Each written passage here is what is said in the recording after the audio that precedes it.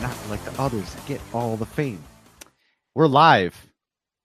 There's Koopas and Troopas and something, something, something. It's fucking pathetic. You'll be hooked on the brothers.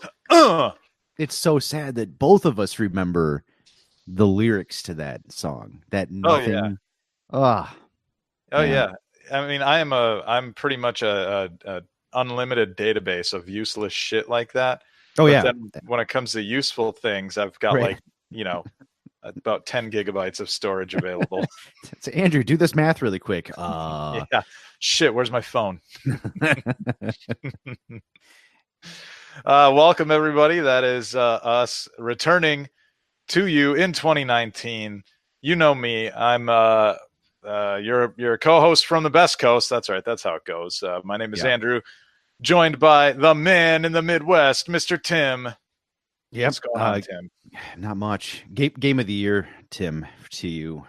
Tim of the year, I think we should go with. Yep. Best Tim. I was the top choice amongst the 2 or 3 gaming magazines that still exist. So yeah. As we all know, winning Best Tim is a pretty prestigious award. I think you should be proud of it. Yeah, the field's really getting. I mean, the competition's getting really, really crazy. The field's getting full of really top tier Tims. Mm-hmm. So it's good to get recognized for the efforts that I put in. Yeah, well, I mean, the hardware is just so capable these days. I mean, it was only a matter of time before all the Tims just kind of got to this level where the base is just really good, you know? Yep. I mean, I guess the only downside is that, everybody seems to be using Unreal Tim 4 now. So you get stuff that kind of looks a little samey, but anyway. Sure. Anyway, but that's okay. The best ones will stand out. We've run this joke into the dirt and we've kicked it repeatedly. So I was trying to get below the crust, actually. I thought we could keep going with it. But... Poke out the other side. Yeah. But yeah, we're back. And I know that we had said in our last episode, we'll probably be back before Christmas. We weren't. Sorry. We weren't. Yeah. Things happen. Yeah. But Happy New Year here at nearly the end of January. But, we're doing it. We're back. And we got stuff to talk about. No shortage of topics this episode. And I think the later half of it, we're going to maybe focus for a bit on gaming magazines that we grew up reading, in the 80s and 90s and stuff. So we'll definitely hit that up. But first, we'll do the thing that no other show is doing, where we talk about the video games that we're playing.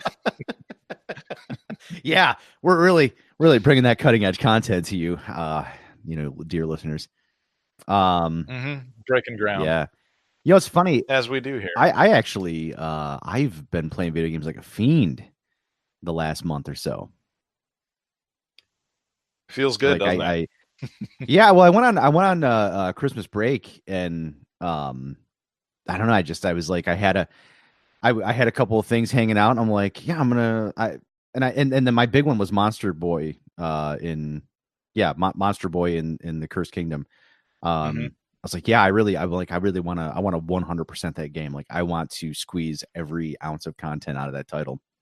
You must have really hit that one hard, because it didn't seem like it had been out for very long even, and you had kind of announced via social media that you had drained that game of all the content it had for you. Yep, I did. And I'll tell you, it had been a long time since I've gone through I guess we can call it a Metroidvania.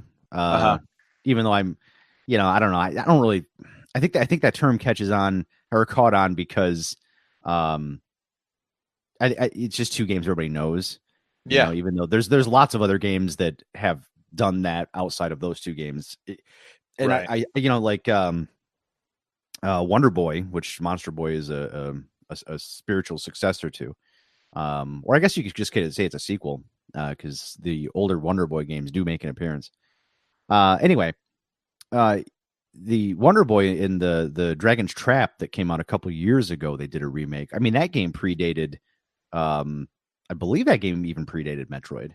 So I don't know. Should we be calling them Wonder Boys? I mean, I think it's like when we used to say, they're Doom-like games. Yeah, Doom clone. Yeah. Yeah. Or now everybody says that they're Souls-like games, for Dark Souls type games. It's true. Well, anyway, so I hit that game super hard, and I demolished it Had such an amazing time, and it was fun. I remember what I was saying. It's been a long time since I've played a game like that where it hadn't been out for a long time. And because I think the last time I played a game like that when it came out was Symphony of the Night.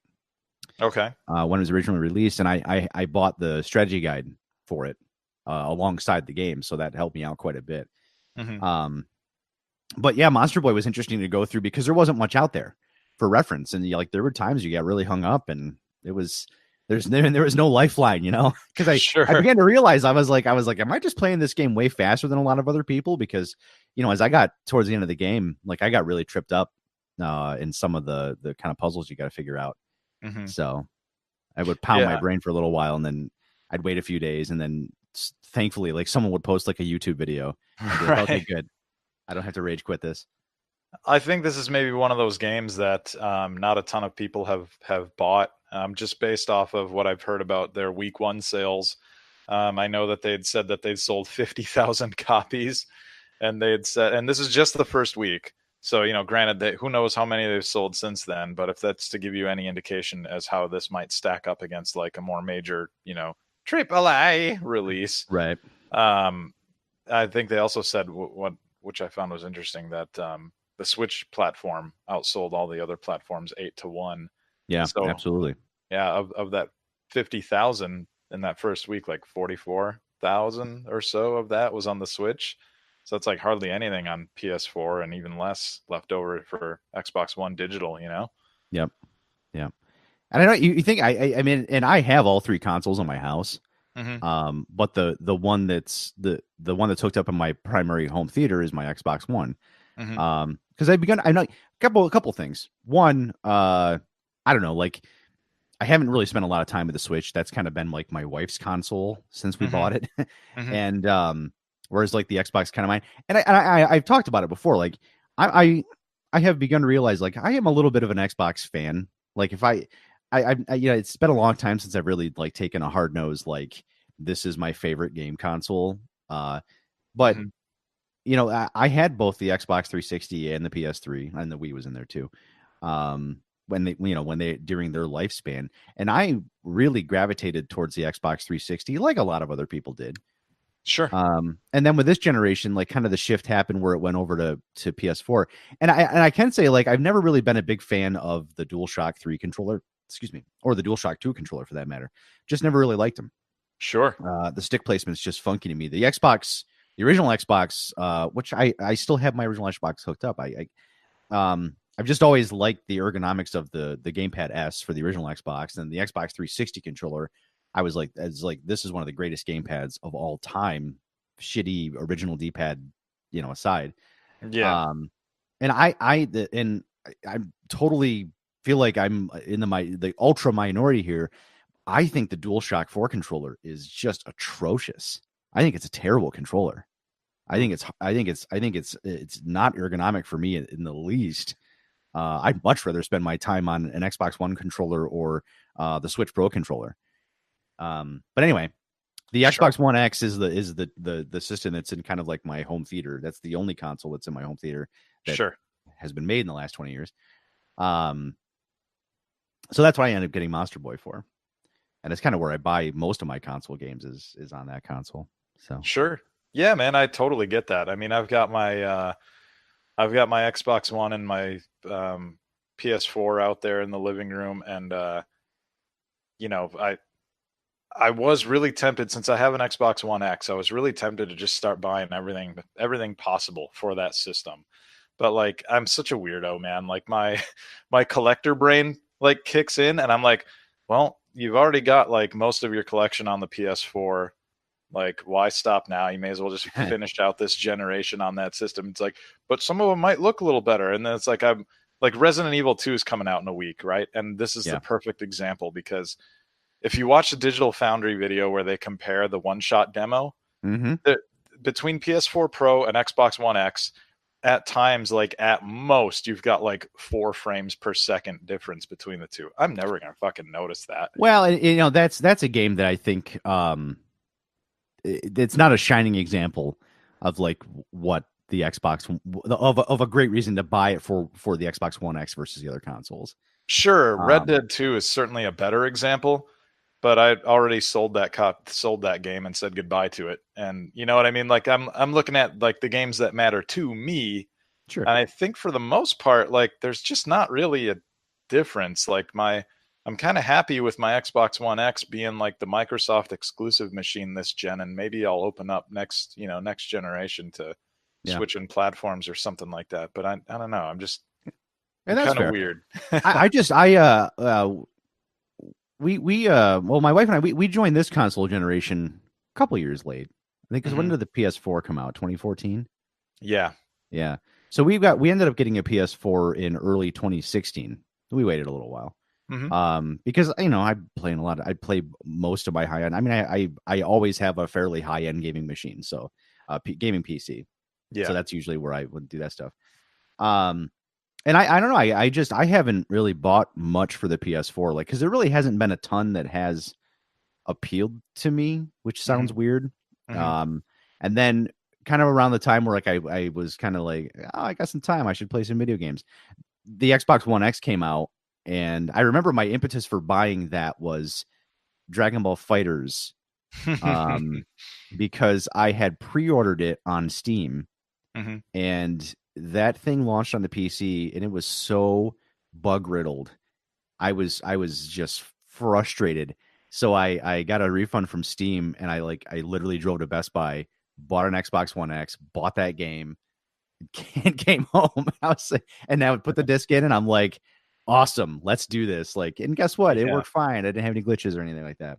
Sure. So, yeah, I like my Xbox One X a lot. I'm honestly, it's really kind of a confusing console for me in some ways, because I really do love it. I love playing Gears 4 on it. It looks so fucking good in 4K, and I like having the options for some games like Gears 4 and Forza where you can switch between like 60 frames per second or 4K resolution, like and textures and stuff, right? So like, which one do you want? And sometimes it's hard for me to decide because they're all great options, and like that's really killer. I love having that. Yeah. But I've heard people for a long time complain about the UI in the Xbox One being slow and sluggish, and I've never had a problem with it until just recently. I got a Samsung SSD external, so that, and I'll get to why in a minute. But ever since I plugged that thing in, my UI is like way slower. Things take longer to populate, like, pictures and all the little blocks and everything. And I can't figure out like why that makes a difference, right? Shouldn't. Yeah. Right, it shouldn't. And this all started because of fucking PUBG, which is like the most garbage running game ever. But I love PUBG, but it just runs so shitty. It makes me mad because it could be so much better if it had a competent team behind it. I don't understand where the issue is, but that game is fucking trash. But I love it. I'll eat that garbage, but it's trash. But I play on the X, right? And you're supposed to have, the game running as good as possible on there. And I have other friends who play PUBG with me and they all have the X as well. And when you jump out of a plane and you're descending down to wherever the hell it is you're landing, you can literally watch the textures pop in on the buildings and stuff, right? And on the X, all of my friends, except for me, would have the buildings fully loaded in by about the time their feet hit the ground. Meanwhile, I'm in this place where I land and I'm literally counting to 10 or 15 while the building is just a blobby mess right in front of me. And you can run into it. But like the problem there is once it pops in, you might be in the middle of a desk or like a chair or something like that. And then you're fucked. Or you might be like below the building or something because it like, has a space just underneath the floor or something like that where, you can fall into because there's nothing there yet. Right. Sure. Yeah. And so, there's the temptation to go in and get stuff because sometimes you land with other people and it's like, man, I got to get armed up quick. We're in trouble here. But it's like, oh, there's Andrew waiting for his buildings to pop in, standing outside the door like, come on, come on, come on, So, okay, why the difference between our hardware? Is it a connection thing? No, because I've plugged it in directly to my modem and everything. Like I've done wireless, I've done, directly wired up and run speed tests and stuff. And it shouldn't be making a difference at all. My connection's great either way, right? So, okay, I'll try the SSD and I'll move the game over to that. And now I don't have like the pop-in problems anymore. Everything loads way early. I'm in the lobbies before we even get into the plane, which is great. But now my UI is noticeably slower than it used to be. And I just like, it's just weirdness, like I don't understand it. It's just weird. It's like it's almost like it's pulling the hard drive too often at the external. Yeah, I don't know. That's an interesting one. I can definitely say the UI is slow. I don't have an SSD plugged in. Haven't really felt the need to yet. But yeah, I mean, I've always felt the UI is a little sluggish, especially if as it's getting up and loading for the first time. I've had times where it's like it just completely ignores inputs and then does all of them at once. Yeah, that's what mine does now, and it never used to do that. It used to be like just a tiny bit slower than the PS4 UI for me, which is always super snappy, Yeah, I think a big thing to point out is that, the Xbox, both the S and the One X and the original for that matter, they're all running Windows 10. Yeah, like that's a full fat Windows. And whereas the PS4 has like this super slim down Sony's custom Linux distribution, and then the Switch is kind of a similar thing. Actually, I think it runs on a custom Linux distro that Nintendo does. Yeah, I think Microsoft's never really been great at optimization, and I think they'll push updates out and they'll fuck some stuff up, and then eventually they'll get around to tweaking it. So I guess just stay patient. I don't know. Yeah. It's not that big of a deal. Like I'm happy because PUBG runs way better off the SSD, and I'm excited because actually Forza loads like noticeably quicker. Yeah, I'll tell you that's one thing when going from playing Killer Instinct on my my current gaming PC that has there's no mechanical storage in it whatsoever. I have a PCI Express direct attached storage for my boot drive, and then I have a SATA SSD for my game drive. And yeah, I have when I started playing KI on the Xbox, I was like, there was like load times between matches, and I'm like, what? I'm like, I didn't even know this game had those because it's instant on the PC. It's just there's nothing, there's no wait for anything. Sure. So I understand your pain. Yeah, I should move that to my SSD and see how that goes. I think this is the last generation where we can reasonably have mechanical hard drives inside of consoles, because they're just not feasible anymore for the kind of demands that modern games put on them. Sure, I think we might be surprised, but we'll see. That's a shift I would be willing to, or I would be excited to see next gen. Yeah. So. I think if they maintain the divide between like the regular console and then the more premium consoles, I think we'll start seeing the premiums having the SSDs in them, because SSD prices are getting cheap, really cheap. Yeah, mine was not too bad. So anyway, sorry, we ended up talking a lot about video game consoles. Yeah. There's nothing what we wanted to talk about. No, we were going to talk about Monster Boy. Let me circle that back. Yeah, because I have it on PS4, and it's visually just like gorgeous. Yeah, especially considering that the original art style was not that great. They went back and changed it. Yeah, it's a gorgeous game, and I know that I'm not nearly as far into it or anything, not like you, but the music I've heard so far is all really great, and I wanted to call out that they have all kinds of different composers on here, and among them is one of my favorites, Yamane, who did Yuzo Koshiro's in there, right? Is it Yuzo Koshiro? That sounds right. Well, he's the guy that did all the music for Streets of Rage and like Revenge of Shinobi and that kind of stuff, and he did a lot of the music for the original Wonder Boy series. Okay. Yeah, here I'm trying to look. There's like 5 classic Sega composers involved with this game. So yeah, okay. Takeshi Yanagawa, Yoko Shimomura, Michiru Yamane, who I was stumbling over a moment ago because I was worried about saying her first name incorrectly, and then Yuzo Koshiro. They're just some of the ones that pop up here. But yeah, I mean, Yamane did the soundtrack for Symphony of the Night. So to anything that she works on, I'm like, ooh, let me check that out, you know? Nice. Yeah, it's exciting. Yeah, no, it's a great. No, it is. It's a great soundtrack. Yeah, the songs definitely get stuck in your head. And the great thing is they're all just remixes and updates of games from music from past Wonder Boy games. I didn't know that part. Yeah, cool. Yeah. There's very, very few truly original melodies in that game. They're mostly from all the old games. Oh, so. But yeah, that's one I'll be happy to talk about more as I get farther into it and everything. Future episodes. And as I get further removed from that, I'll probably end up getting the Switch version just so I have a physical version. Plus, I think it'd be a game that be at home on the Switch. So yeah, and it'd be just fun to have a physical copy as a collector and as a fan. I'm sure, you know. Yeah. See, you mentioned the physical copy aspect of it. That really doesn't even occur to me, unless because most of the time I can get physical copies for less than digital downloads for the consoles. PC physical copies hasn't been a thing in forever, a decade, if not more. It definitely more because I signed up for Steam when Half-Life 2 came out in 2004. And I've been buying games ever since they started adding games outside of Valve's own. Like that's been mine and everybody else's primary place to pick them up.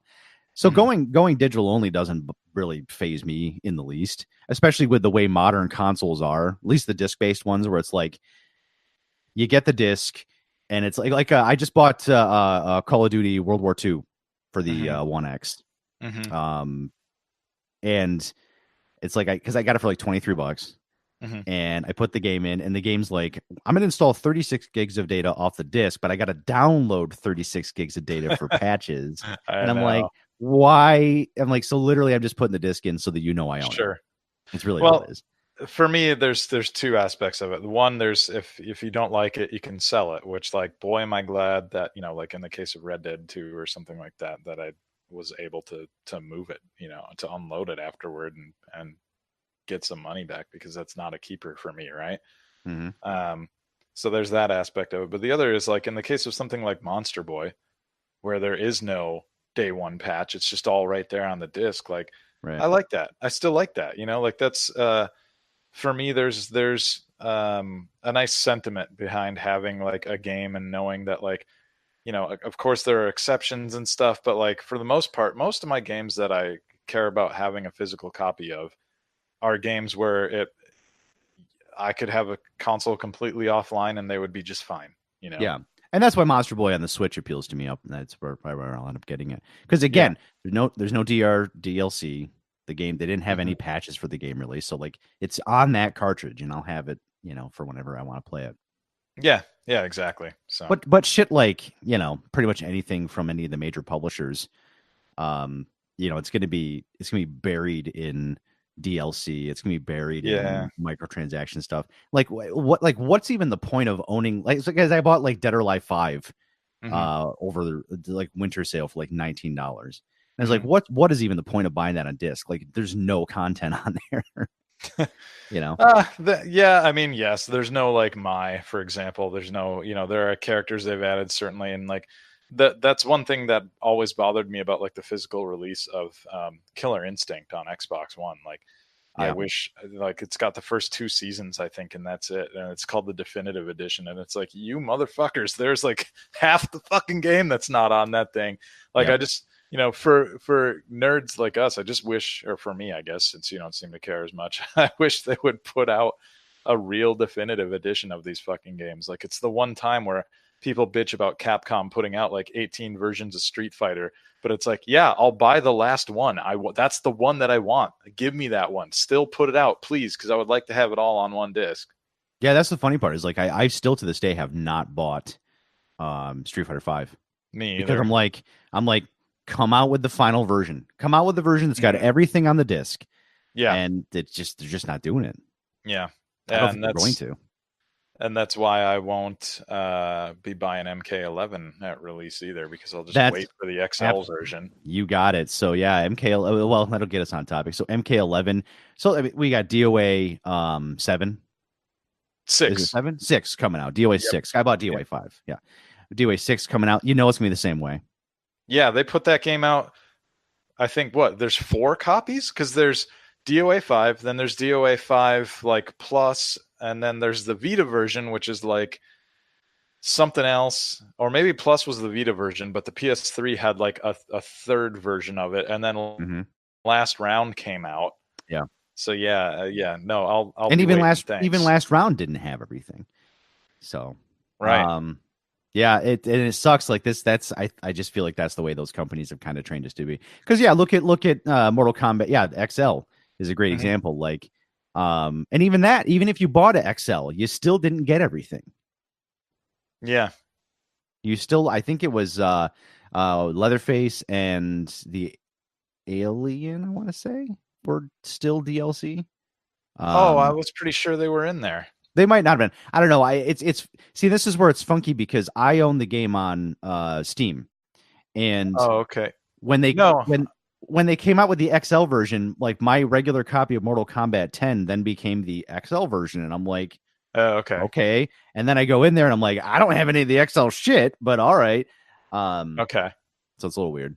Well, I'm looking at it right now, and the cover of the physical box says it's got the lineup of like Leatherface and Jason, the Alien, and the Predator on there, and then who is that? Triborg, I guess. And it says that it includes all the characters and skin packs and everything. So okay, yeah. So maybe I don't know. I guess that's a game I would. That's a game I would love to get on, as I have it on PC. But like, I'd like to get an Xbox One X, but it's not enhanced in any way, shape, or form. So. Oh yeah, I suppose not. That's kind of my snobbery aspect. Like if I'm buying a game for the One X, it's going to be because it's enhanced, right? Right. Well, especially if you're double dipping. Well, what's fun is that, going back to like I've been buying a lot of games on Xbox One X. Like I just got done saying like I've got like this fucking killer gaming rig. I just bought a 32-inch variable refresh rate monitor.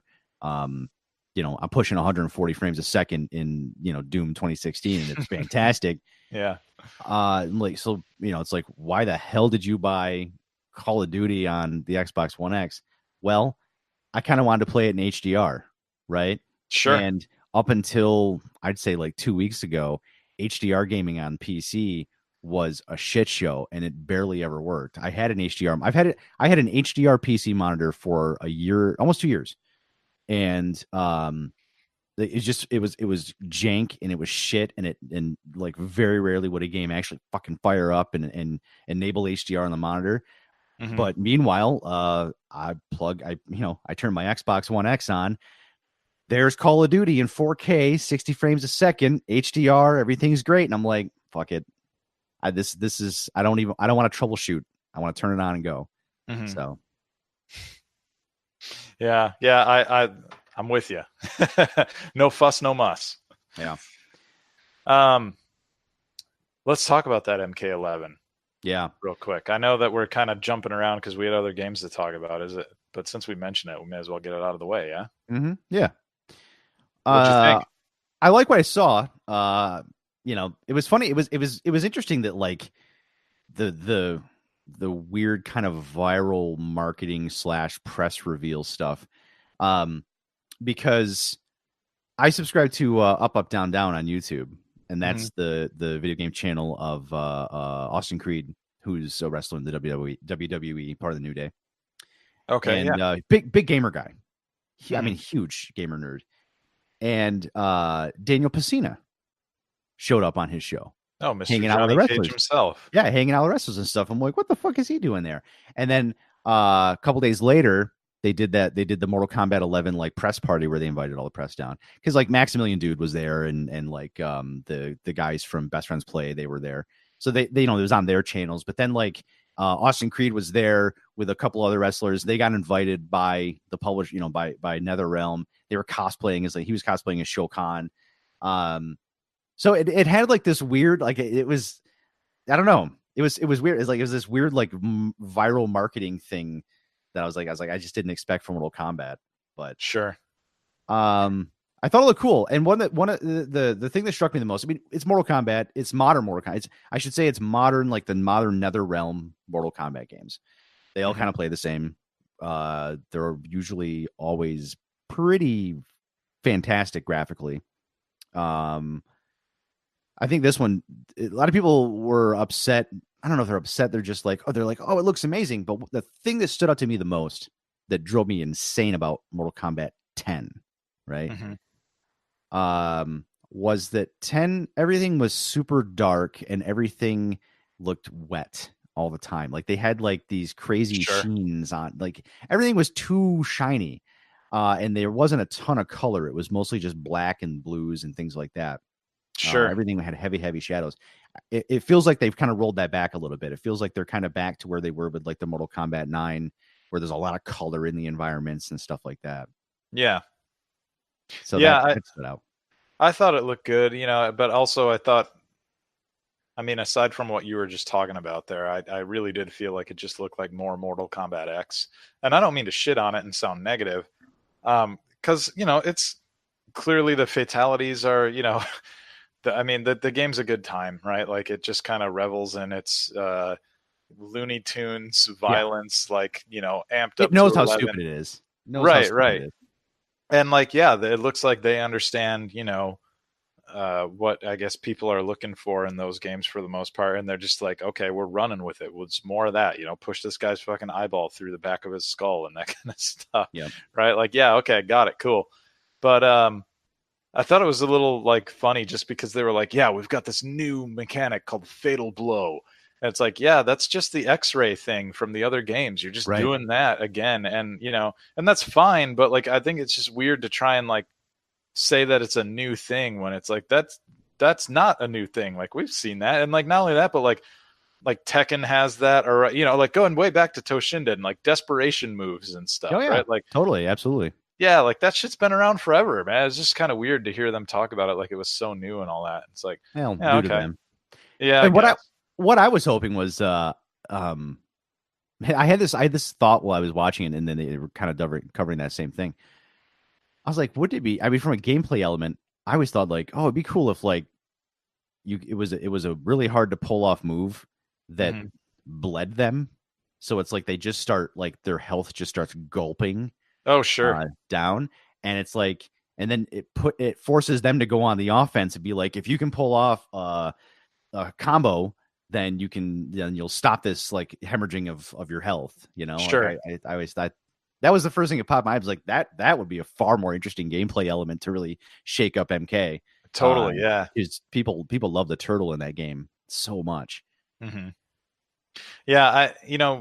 This is just a personal thing too, but like, honestly, ever since they introduced the X-ray stuff, the moves where it's just like over the top bonkers violence where the guy's getting like a spike through his face or like his kneecaps blown out or something crazy like that, and then he like kind of pops back up and keeps fighting because his health isn't gone all the way yet. I know, it's a little nuts. I've always hated that because I've always just felt like, dude, that could have been your fatality thing that he did to him right there, and like it's not. And like I guess some people are on the other side of that. They're just like, I want to just every move should be a fatality. Okay.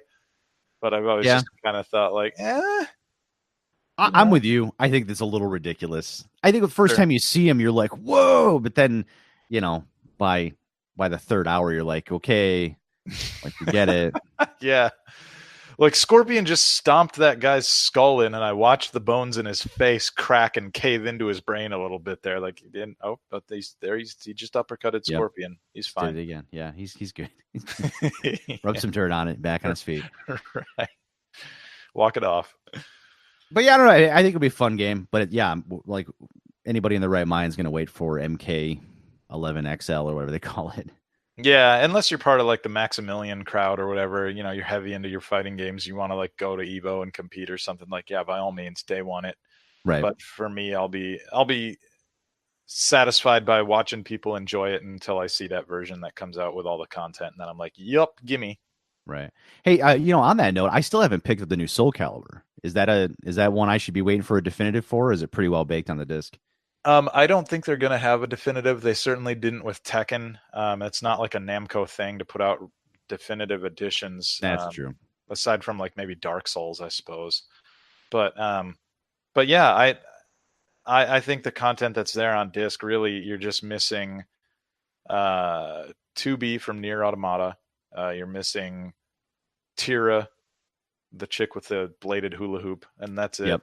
So far. That's no big deal. They'll have 2 more characters coming down the road somewhere that are guests. I don't know if they're guests or if they're just old characters they're bringing back. The rumor has it that there's like Lizard Man and like somebody else, but I don't know what that's even based off of. They have a list of like 5 characters and there's only room for like 2 more, I think. So I don't know. Gotcha. But, well, I ask only because like kind of want that fighting game fix a little bit, and I bought DOA 5. I came into it late, and then like I got so bored of that so fast.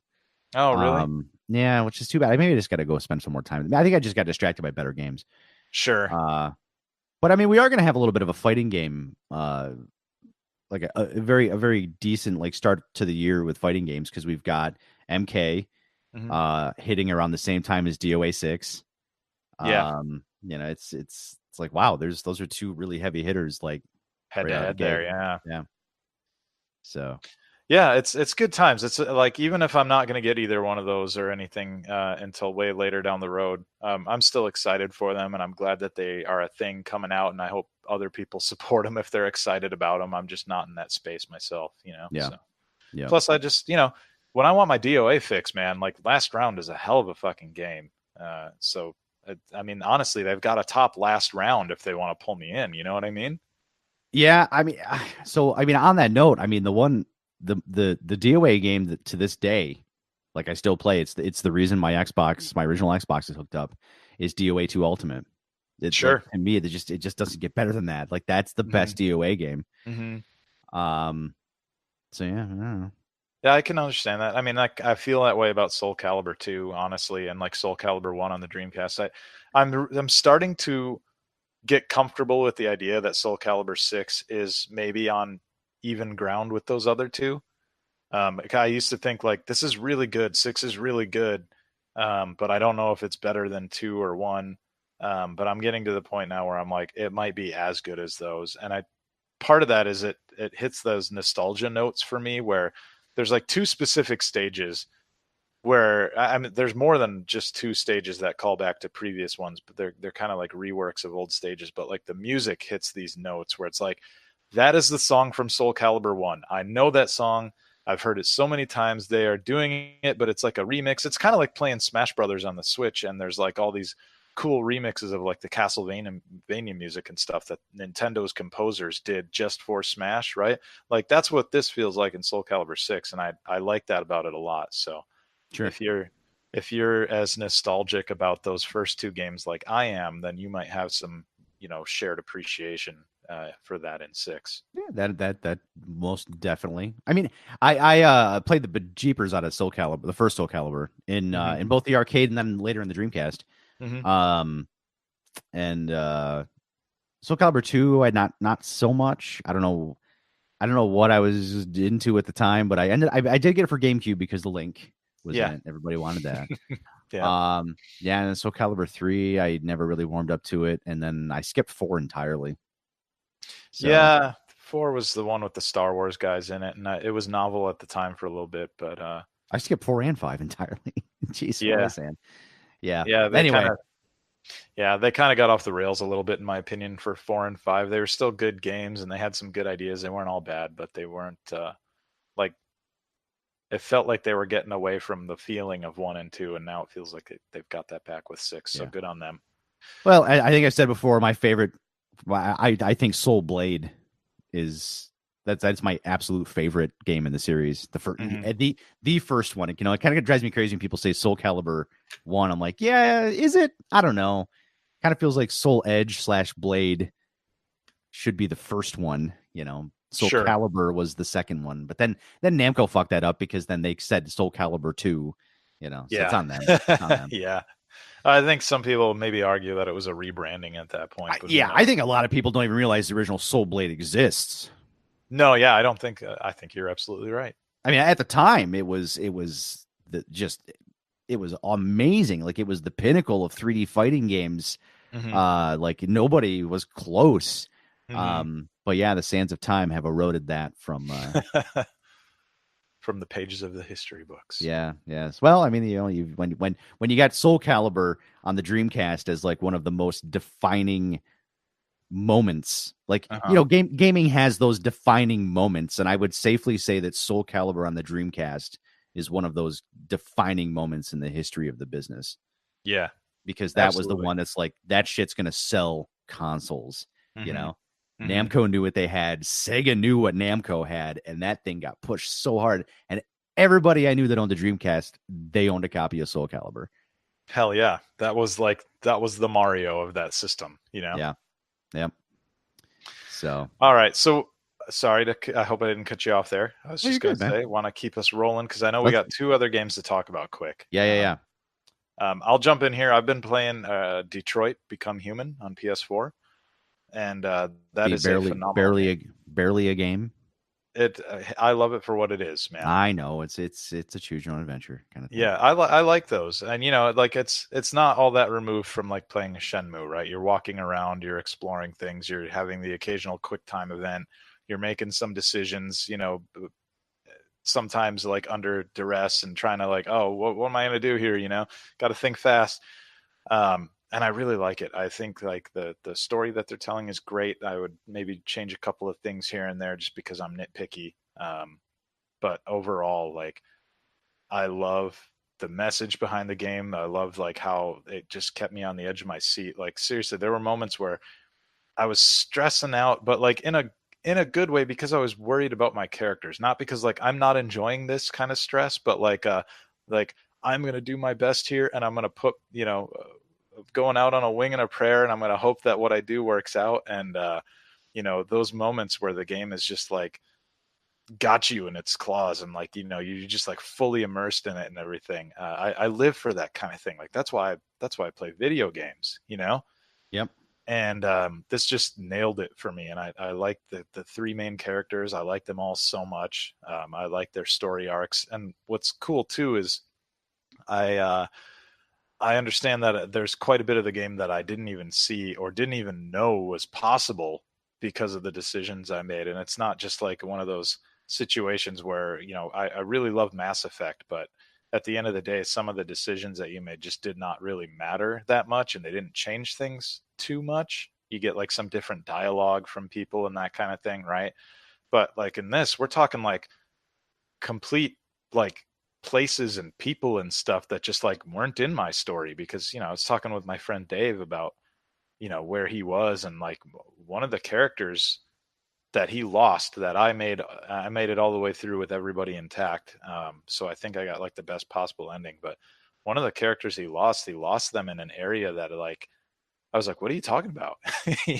Like, what? You were there? Ah, that's weird. Where's that? When did that come? Like, it's just cool. Like now I know that I can go back and replay that and, be comfortable with the idea of maybe not seeing everybody make it to the end, but just kind of see how things play out and that. And that's cool. It's exciting. So, nice. But I adore that game. I really do. I loved it. Also, that's cool. A technical marvel too. Like, oh, yeah, it's gorgeous. Wow. The fact that's coming out of the PS4 is pretty phenomenal. Yeah. Everybody was talking about Red Dead 2 having like just next level animations and facial expressions and stuff.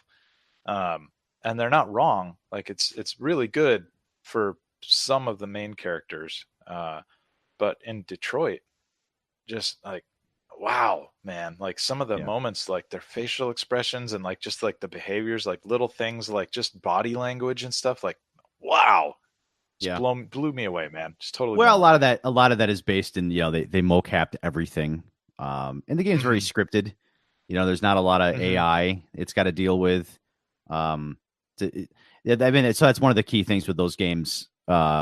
David Cage, right? That's his name.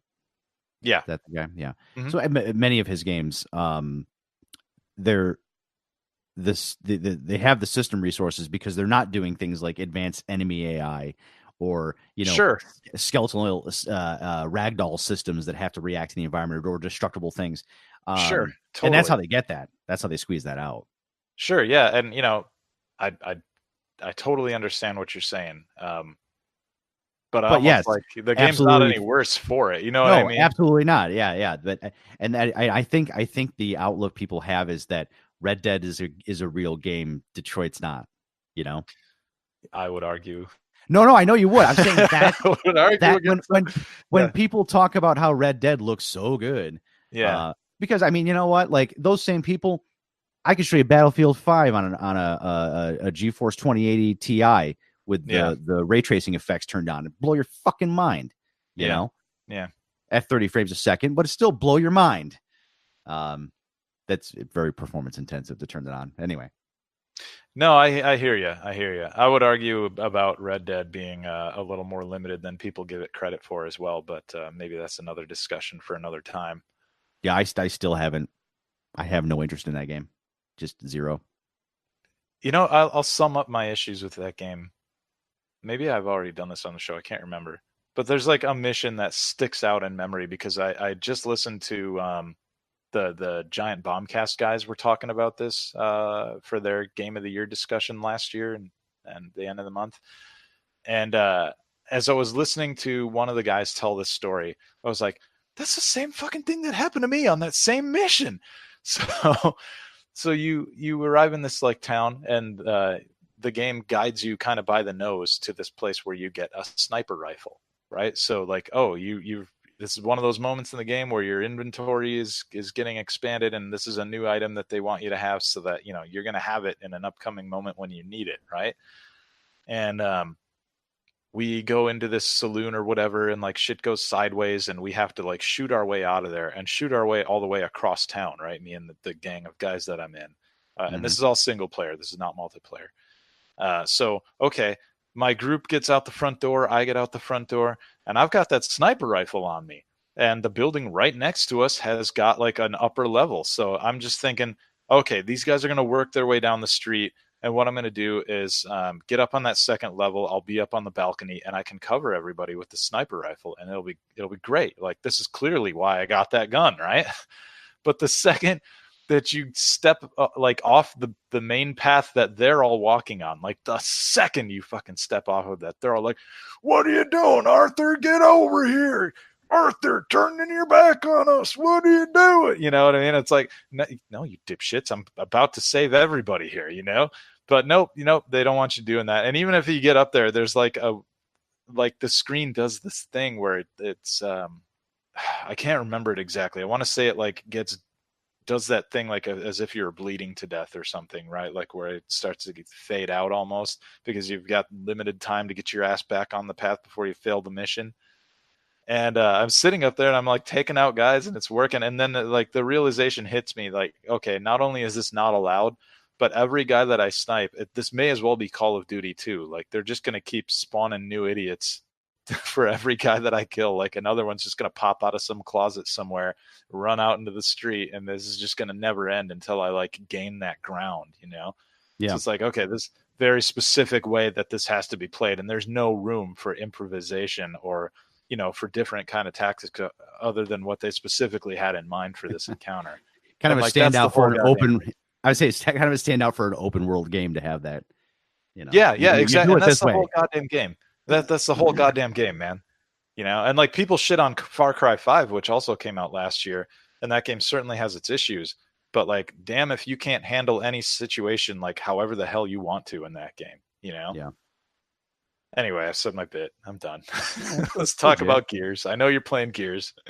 Yeah, well, I go back a little bit. So after I finished Monster Boy, I was just jonesing. I'm like, I need the next fix. Like I need more of that in my life.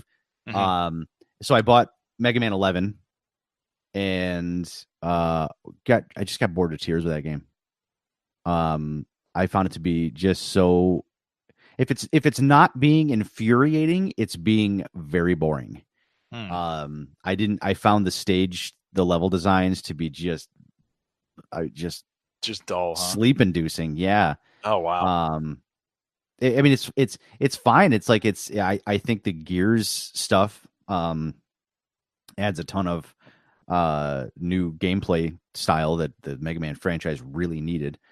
Mm-hmm. But it's like I got all the way to the Dr. Wily's castle, and I'm just like, why am I playing this? I'm like, I've been bored out of my mind. Like I said, outside of the moments where I'm just like swearing at the game because of how frustrating it is that I don't have the exact perfect timing that it demands from me. You know, I was like, I'm not really enjoying myself. So I played Mega Man 11 up till that point. Yeah, and then I started revisiting stuff. Battlefield 1 was free on Xbox Live, or Xbox Gold, I should say. Yeah. Oh yeah. Okay. Games with Gold. Mm-hmm. So I played through that. Again, I got to the point where I'm just like, all right, I got nothing. Like, I got tired of having to constantly change what I was doing in a game. It's like, you know, you play that first bit where you're a tank driver and like you get out of the tank and then you're in the tank and it mixes stuff up. And I'm like, yeah, this is pretty fun. Mm-hmm. And then it's like, oh no, now you're in an airplane. And I'm like, I don't want to be in an airplane. And it's just dogfighting. And I'm like, oh, this takes forever to like do.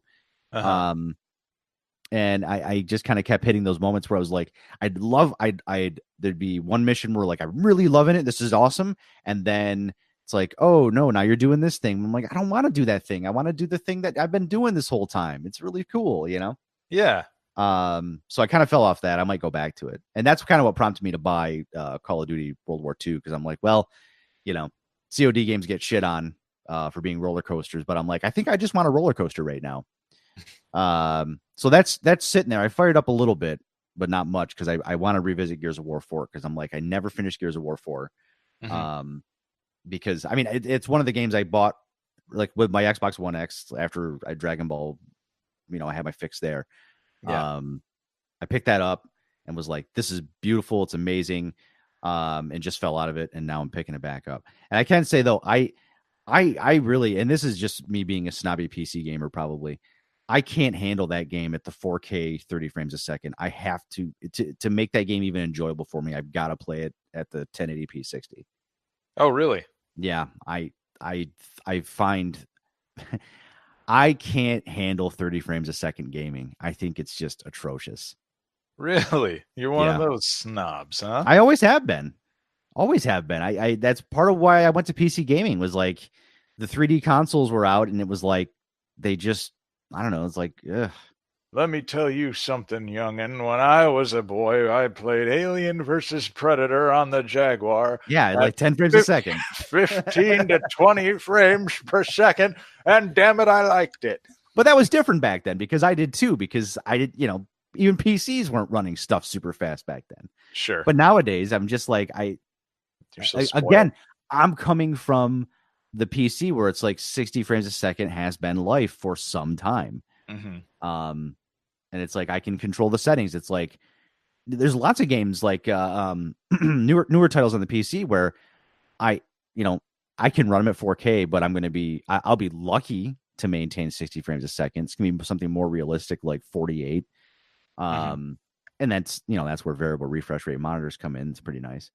Yeah. But I'm like, or I can drop the resolution one notch, and like in the case of like Doom 2016, you know, I've got a GeForce 1080 in my system, and it's like 4K. I can run the game pretty reasonably well. I mean, I hang around like 70 frames a second, but during a heavy firefight, it'll drop to 40. And I'm like, well, fuck. I'm like, I can run the game at 2560 by 1440, leave everything cranked up, and now I'm locked at 130 frames a second, maybe drop into 110, and it's beautiful to play games like that.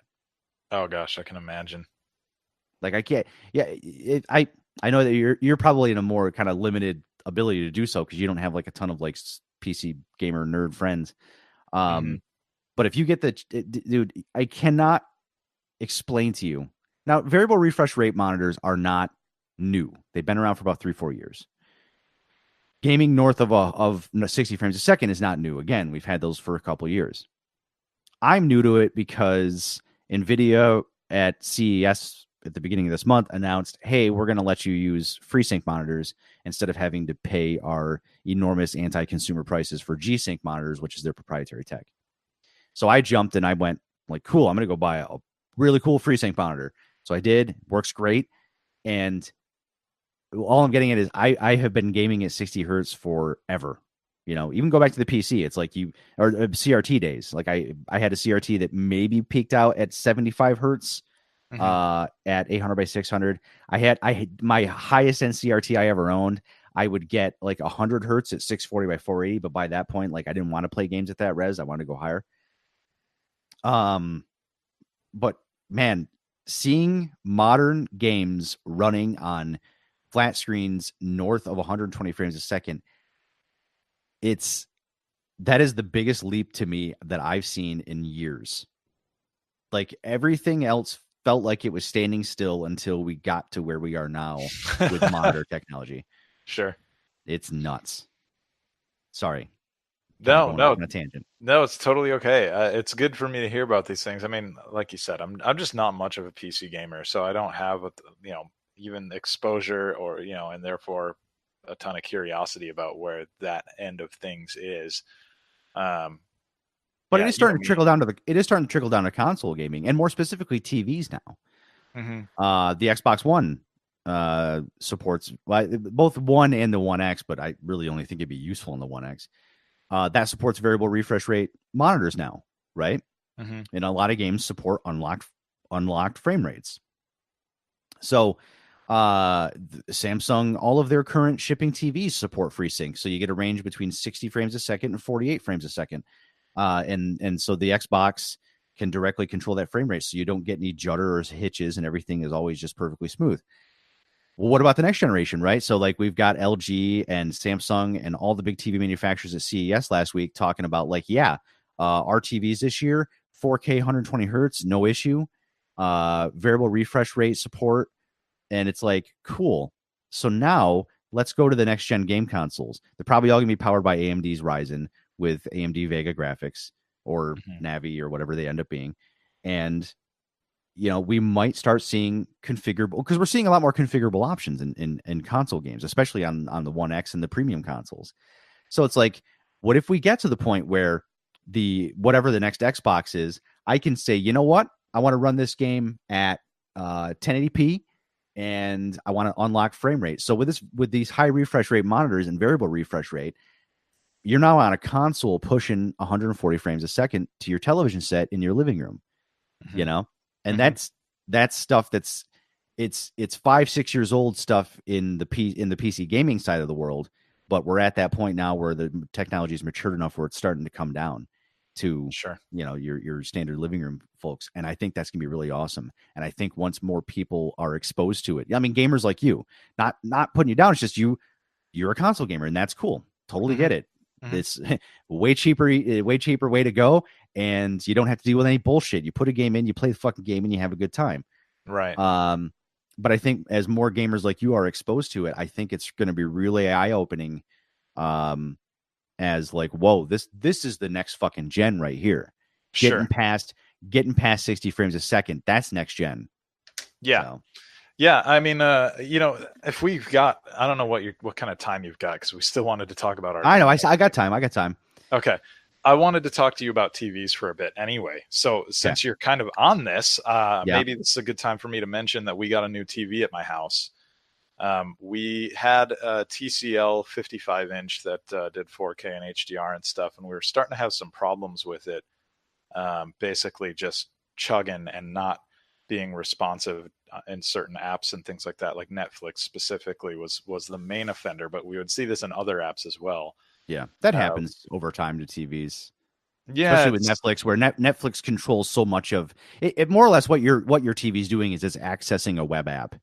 So if Netflix adds a bunch of new heavy ass features in and doesn't optimize it for older processors or slower processors, your TV suffers.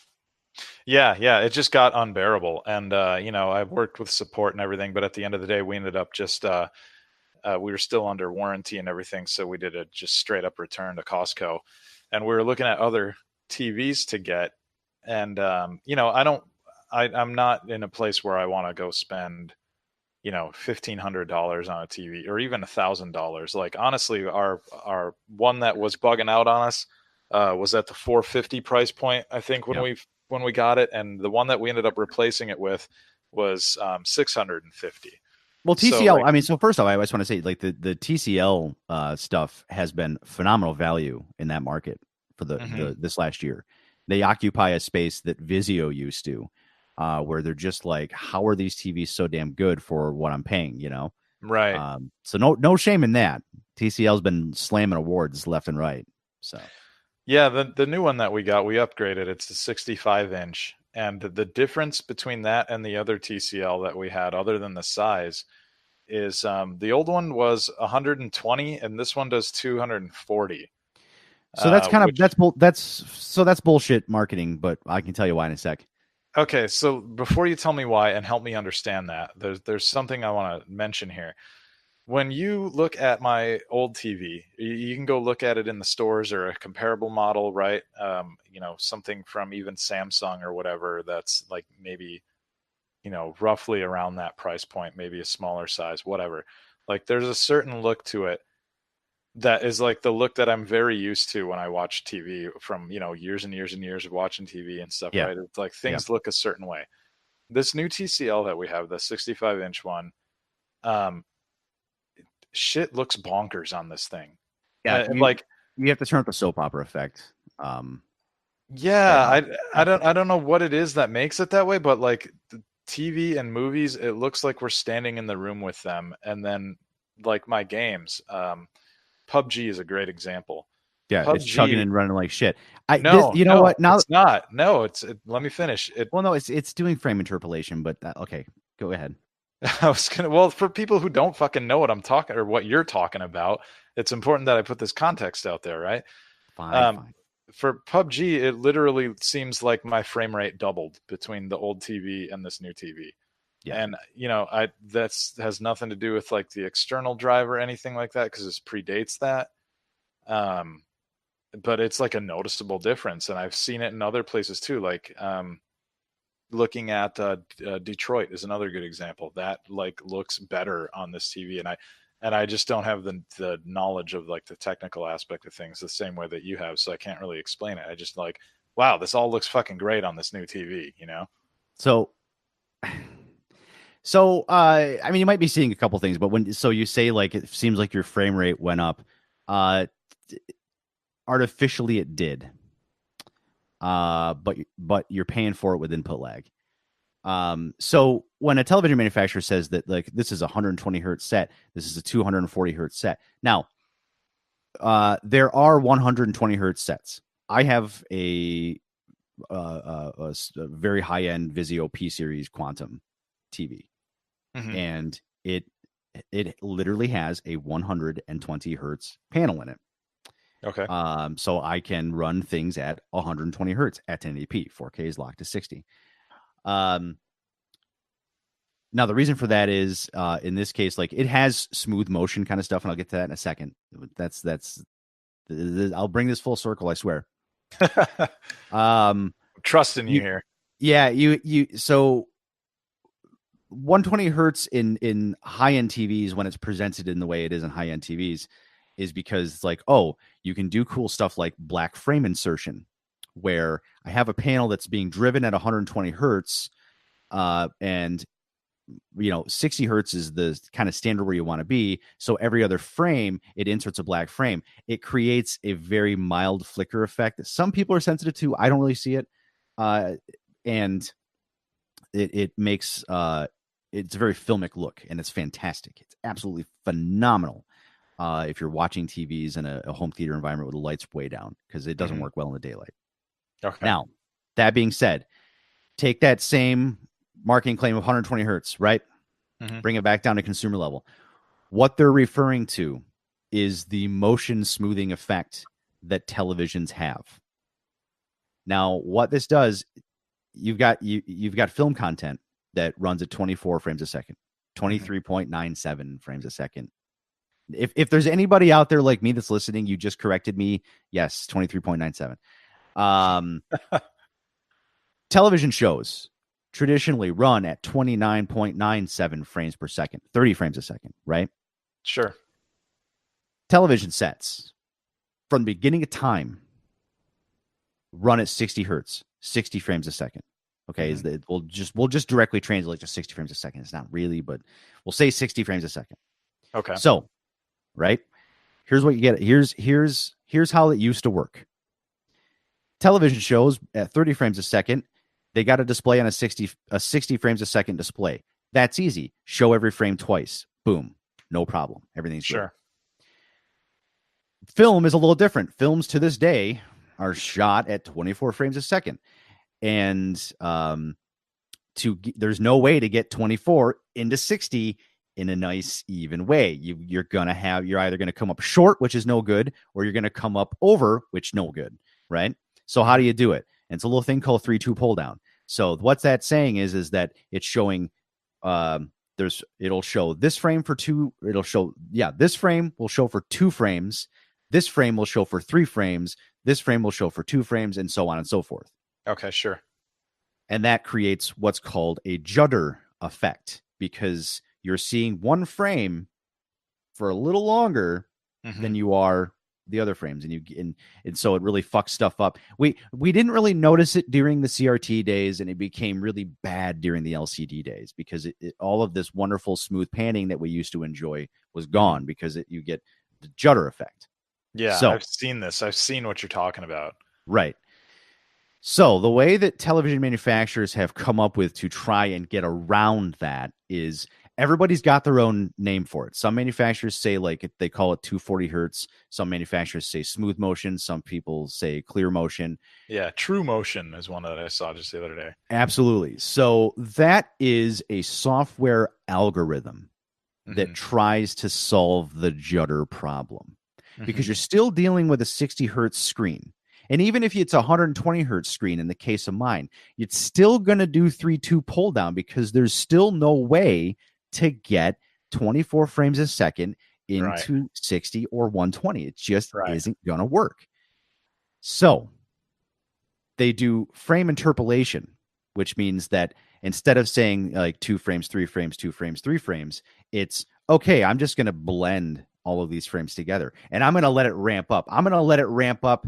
Like you'll see smooth motion, low, like off, low, medium, high. When you go to high, it's pumping out as many frames as that TV can handle. It's just dumping out frames. And what it's doing is there's a software algorithm inside the television set that looks at the frame that came before and the frame that comes after, and it literally interpolates data between those 2 frames. Now, one, completely destroys the filmic effect. It just wrecks it, right? Because now stuff's like it's too smooth. Because we are used to content looking a certain way, and I'll tell you, Tom Cruise and the director of Mission Impossible Fallout, I saw this. They did a PSA on this. This is what they're talking about. They're like, shut that shit off, because it ruins the movie. Because it does. You watch a movie that's like got a lot of heavy CG or makeup effects on a TV that has clear motion or smooth motion, just crank the fuck up. It looks terrible. Because it just makes everything just looks phony and fake and gross. You turn that shit off before, yeah. So that's what's happening with your game as well. Is it where you're like, my frame rate doubled? Yep, it certainly did, artificially. But you are paying for it in the sense that process of adding frames adds a mountain of input lag. If you're not putting your TV in, I don't know how. I really don't know how. Like, you must just be numb in the brain. I don't know any other way to say it. Thanks. Because dude, I played Monster Boy. I didn't and that's a game with, pixel precise platforming and stuff, and I've not detected a second of input lag. I've not. And PUBG is, I mean, you're making like first one to pull the trigger, kind of decisions here, right? Or you need speedy reaction and all that kind of stuff, and haven't noticed that either. So I don't know. Then I don't know what to tell you. It's all of this stuff comes down to personal preference. Sure. I know that every TV I've ever touched that has, I was just at a friend's house today calibrating his new home theater setup. He has one of the brand new LG OLEDs, beautiful, like definitive technology, like tower speakers, Atmos, all that shit. Yeah, sure. And, we got all the smooth motion and all that crap turned off. Cause he was saying to me, he's like, yeah, I was trying to play Halo on my Xbox, and it's like, it felt like I was moving through mud and everything looked super smooth. And I'm like, yeah, we got to turn off frame interpolation. And we did that. And he was like, oh yeah, this is way better.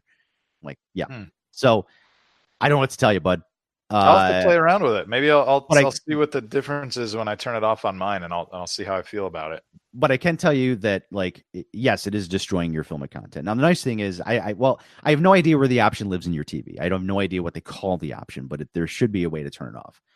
Sure. The other thing to point out about your TV is that, like, you should be putting it in game mode when you're playing video games, because that is going to give you the absolute best input lag. Mm-hmm. And I know that those TCLs, it's TCL still, right? 65 inch. Yeah. Yeah. Those have actually they're really good gaming modes on those TVs. Pretty minimal input lag. I think it's like around 20, 22 milliseconds, which is great for that large a display.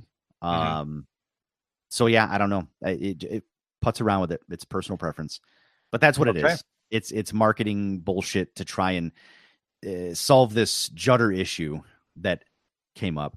The easy way around it, honestly, the way that all the higher end TVs get around it is they make panels that support refresh rates that are divisible by filmic and TV rates. Sure. Easy peasy. Sure. Like I said, TV rates, it's simple. You double it. You show every frame twice. Problem solved. That they completely sidestep that. And now we're in the era of there is YouTube content, for example, that's 60 frames a second. So that displays perfectly. Yeah. Filmic stuff, you'll have televisions. Like I have a 2011 Panasonic Plasma that the way they used to do it back then was the TV just literally went into 48 hertz mode, which was twice that of film. So every frame showed twice. Yeah, sure. And you got flicker and it was kind of shitty, but like that was how they solved it. Nowadays they can solve it even better by putting in like those refresh rate modes on LCDs where you don't really get the flicker. And anyway, but for television sets where the manufacturers are very budget conscious, they do the smooth motion trick still. So, well, cool. I definitely learned something, and now I'm excited because later tonight when we're finished with the show here, I'm definitely going to go play around with my settings and see if there's a game mode. Honestly, when you're playing your Xbox, there is. Turn that on. That I want to know if you can feel that, because when you turn game mode on, that should turn off all the motion smoothing. It should turn off all the picture processing, and it should just be giving you the raw image that's being pumped out of your Xbox. Okay. Yeah, I will check that out. All right. So thank you. You're welcome. I appreciate. I'm always happy to preach about home theater technology. Oh, I know it's totally your fetish. It is. Okay, so I know that we wanted to talk about gaming mags here before we wrap up, and then I wanted to just kind of close this out by talking about 2019 goals. What we want to do, or where we see ourselves in gaming. Personally, right? Not trying to predict consoles or anything like that necessarily. You talk about life goals. Yeah, gaming life goals. Exactly. But would you be down for taking a real quick break and then we come back and hit up the magazine portion? Yeah, absolutely. Do it. Okay. All right. We'll be right back.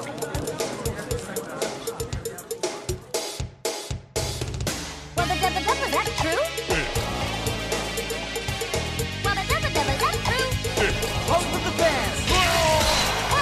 Was that true? Post with the fans. Was that true? Whoa, you go, big guy. Was that true? Whoa, you go, big guy. Was that true? Post with the fans. Was that true? And post with the fans. Was that true? Whoa, you go, big guy. Was that true? And post with the fans. Was that true? Whoa, you go, big guy. Post with the fans. Oh, you go, big guy. Post with the fans. And post with the fans.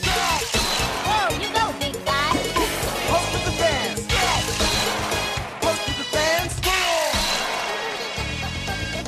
Was that true? Was that true? Was that true? Oh, you go, big guy. Was that true? Was that true? Whoa, you go, big guy. Post with the fans. Post with the fans. Post with the fans. Post with the fans. All right. So gaming magazines. Yeah. Let's talk about let's talk about when we were kids forever ago, and we would get those monthly deposits of gaming knowledge and previews and stuff. And yeah, I would live for the next round of game mags to come out. The only way we had to know what the hell was happening in the world. Truly. Yeah, back before there was internet, and even when internet was kind of, there, but also not like it is now at all, and very much like in its early stages and stuff. Yeah. I remember downloading like a 10-second video off of IGN that had footage of Final Fantasy VII on the PlayStation. And it was super, super tiny. We're talking like thumbnail size, video of Cloud playing like one of the games in the arcade. And it was like weird because I think he was playing, it was like a boxing game where it was basically rock, paper, scissors, like high, mid, or low. And so like Cloud and the other guy were like just punching and then resetting, punching and resetting, punching and resetting, and that was the whole video. And I didn't even know what the fuck I had just watched, but I had waited like several minutes for that video to download so I could see the preview of that game, and that was it. That was the video. Yeah. But yeah, magazines on the other hand were like huge. You'd get these behemoth issues around the holidays and stuff because they were so fat with ads and stuff. But damn it, if it didn't feel good to get an issue of EGM that was like 250 pages or something, No, I know. I used to just, oh man, because I was a comic book reader when I was a kid, obviously. Same thing with magazines. Like I just devoured video game magazines from the moment I could, starting way back when Nintendo Power. And I would reread those things. Just, I don't know. And did you used to do the thing where if there was a cool game ad, you'd cut it out and hang out on your wall, things like that? Oh yeah, absolutely. I did that like crazy. Yeah. I remember one time I had a project for school where you were supposed to cut stuff out of magazines that was stuff you cared about in life, and my whole fucking thing was album covers for Nirvana or Rollins Band or something like that, and then the concept art for the Capcom Alien versus Predator game that I had cut out of GamePro magazine at the time. Right. As well as some other stuff, I think I had a Scorpion from Mortal Kombat that I'd cut out of somewhere and pasted on there, Yeah, totally. I wish I'm sure many an issue of EGM and, those kinds of things died at my hands, being cut up and put on walls and whatnot. Yeah, totally. And sometimes they'd have good posters too. PSM magazine had a Resident Evil 2 poster that was basically it was their cover art, which was original art just made for the magazine, but they had blown it up to poster size. And I think it was roughly the size of 3 covers stacked on top of each other, right? So it was a tall poster. And I had that hanging on the backside of my bedroom door for quite a while, just because it looked so damn cool. Yep. Go ahead. What was your? Did you have a favorite magazine at the time? What's your favorite? I guess what was your go-to? Because I know for a lot of us, we started with Nintendo Power, and not realizing at the time, hey, the console manufacturer is the same person that's publishing this magazine, and every game is weirdly really good. Right. It's another hit. I know.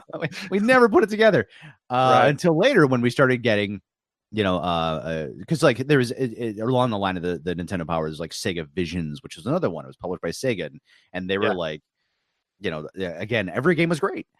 Yeah. But I know it was when I started getting to EGM. Mm-hmm.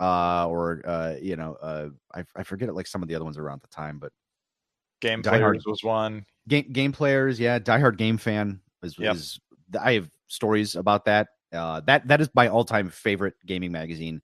They were they showed so much love and care and devotion to games they loved, and it showed. But anyway, sorry. What's funny about Game Fan is they're also arguably the most scandalous of all the magazines from back then. There's so many legendary stories. I can attest. I briefly they tried to bring the magazine back in 2011. Uh-huh. And I don't know if you want me to get into this. Yeah. I'll talk about my magazines a little bit later, but because you mentioned Game Fan and because I threw this out there, like I feel like we should just get into it right away. So yeah, let's talk about Game Fan. So I love that magazine growing up. Like they would do cover stories, like they did the cover story on Soul Edge or Soul Blade, that just got me frothing at the mouth for that game. I remember when Street Fighter Alpha was first coming out, like they gave it like this 4-page beautiful spread and was like, and they did real honest to goodness breakdowns, best they could do at the time, of the differences between the console versions, right? So in the case of Street Fighter Alpha 2, they did a breakdown like, this, or Street Fighter Alpha 1, I should say. Did a breakdown of like the Saturn versus the PlayStation version, right? Yeah. And they would do stuff like that, and then Guardian Heroes got like a 4-page spread. They were just very slavish devotion, and they were so good at, like, you go back and read those Game Fan magazines, and they were putting shit on the cover that at the time people were like, why would you focus on that? But like pound for pound, like they were pulling out what we now refer to as like the classics, the hidden gems, right? Yeah, sure. So they were just absolutely top of their game. But yes, full of controversy. They had weird articles where like they were claiming cybermorph on the Jaguar. Yeah, you could see inside the buildings, and you could see the people waving to you, and it's just nuts. There was one time they accidentally printed a racist tirade. Yes, in the middle of a review.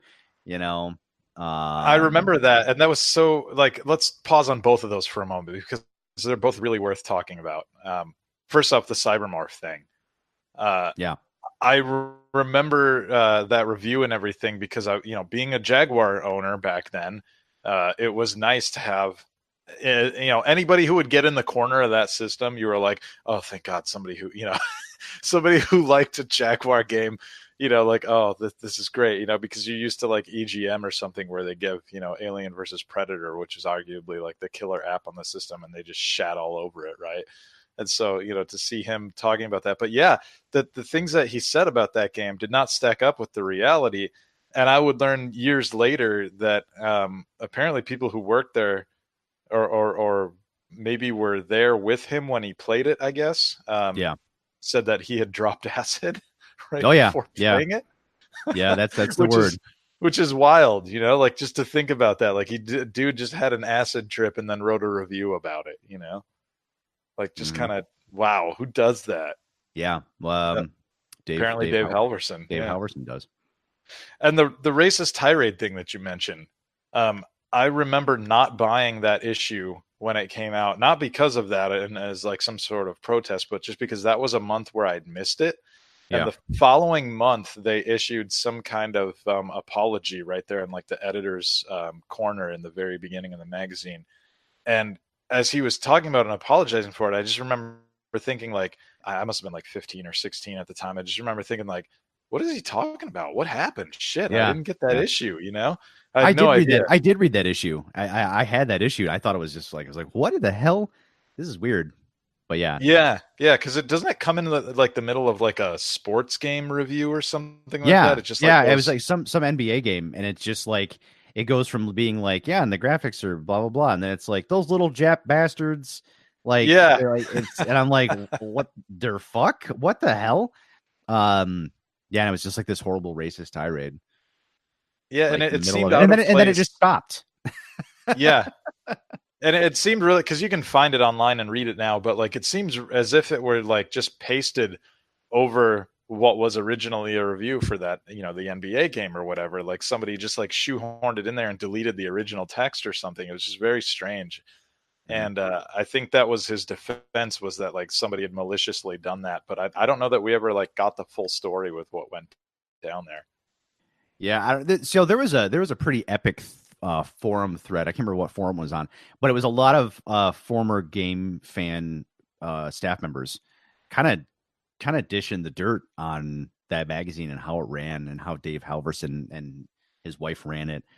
And there's a lot of just miserable shit. Like they would just not pay people. And yeah, it's just a lot of really terrible things that it was just funny. Like this, everyone who's ever worked with him had a really negative story, and it's funny that I too have a negative story about him because I worked with him briefly now. And it's like it's unfortunate that my memories of such a awesome magazine and like have been, tainted nowadays by that. they really have. So that's too bad. One of my favorite issues that I remember having of theirs was one where I think on the cover they had Crash Bandicoot, Sonic, and Mario all there, and they were going to compare those 3 games at the time.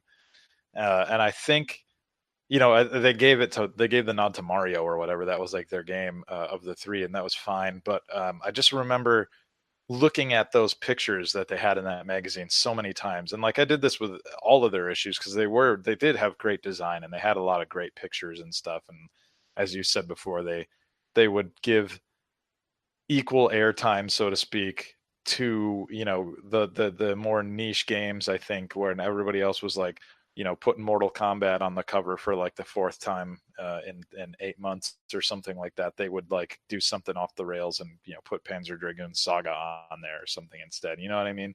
Mm-hmm. Like that kind of thing, which is that was always cool about that magazine. I always enjoyed it.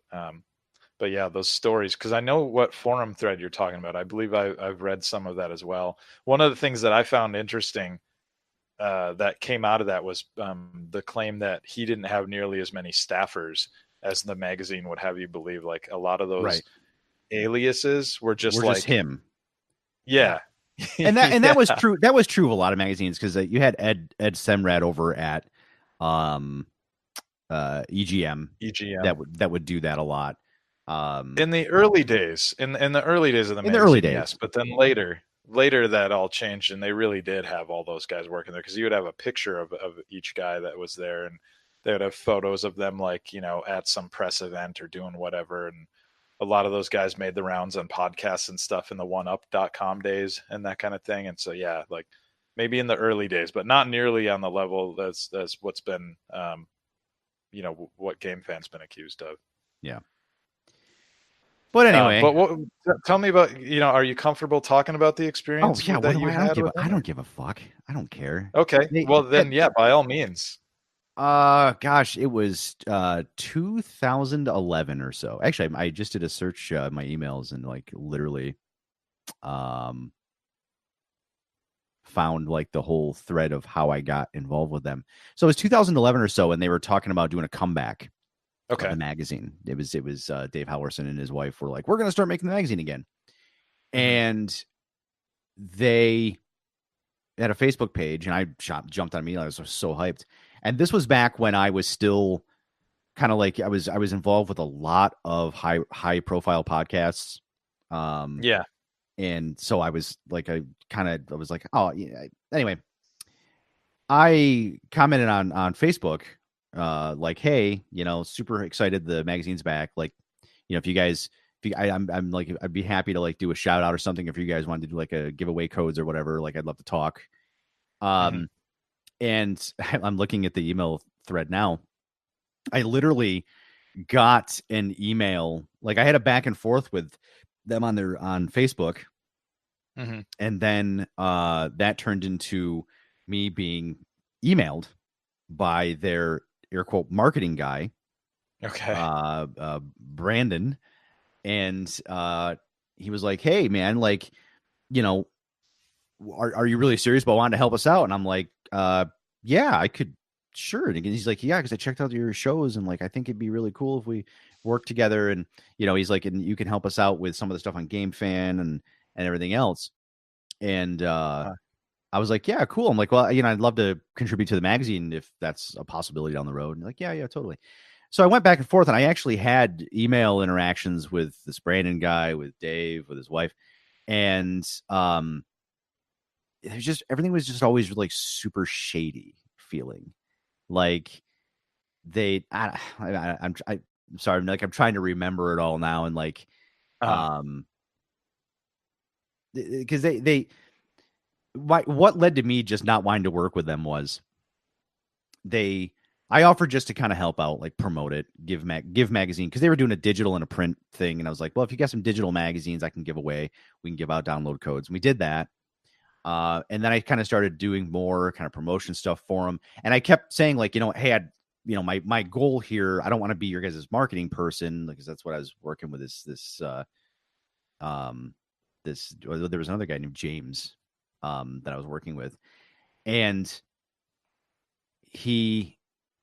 they kept asking me to do more and more stuff for them. And I eventually was just like, I really want to do some writing for the magazine.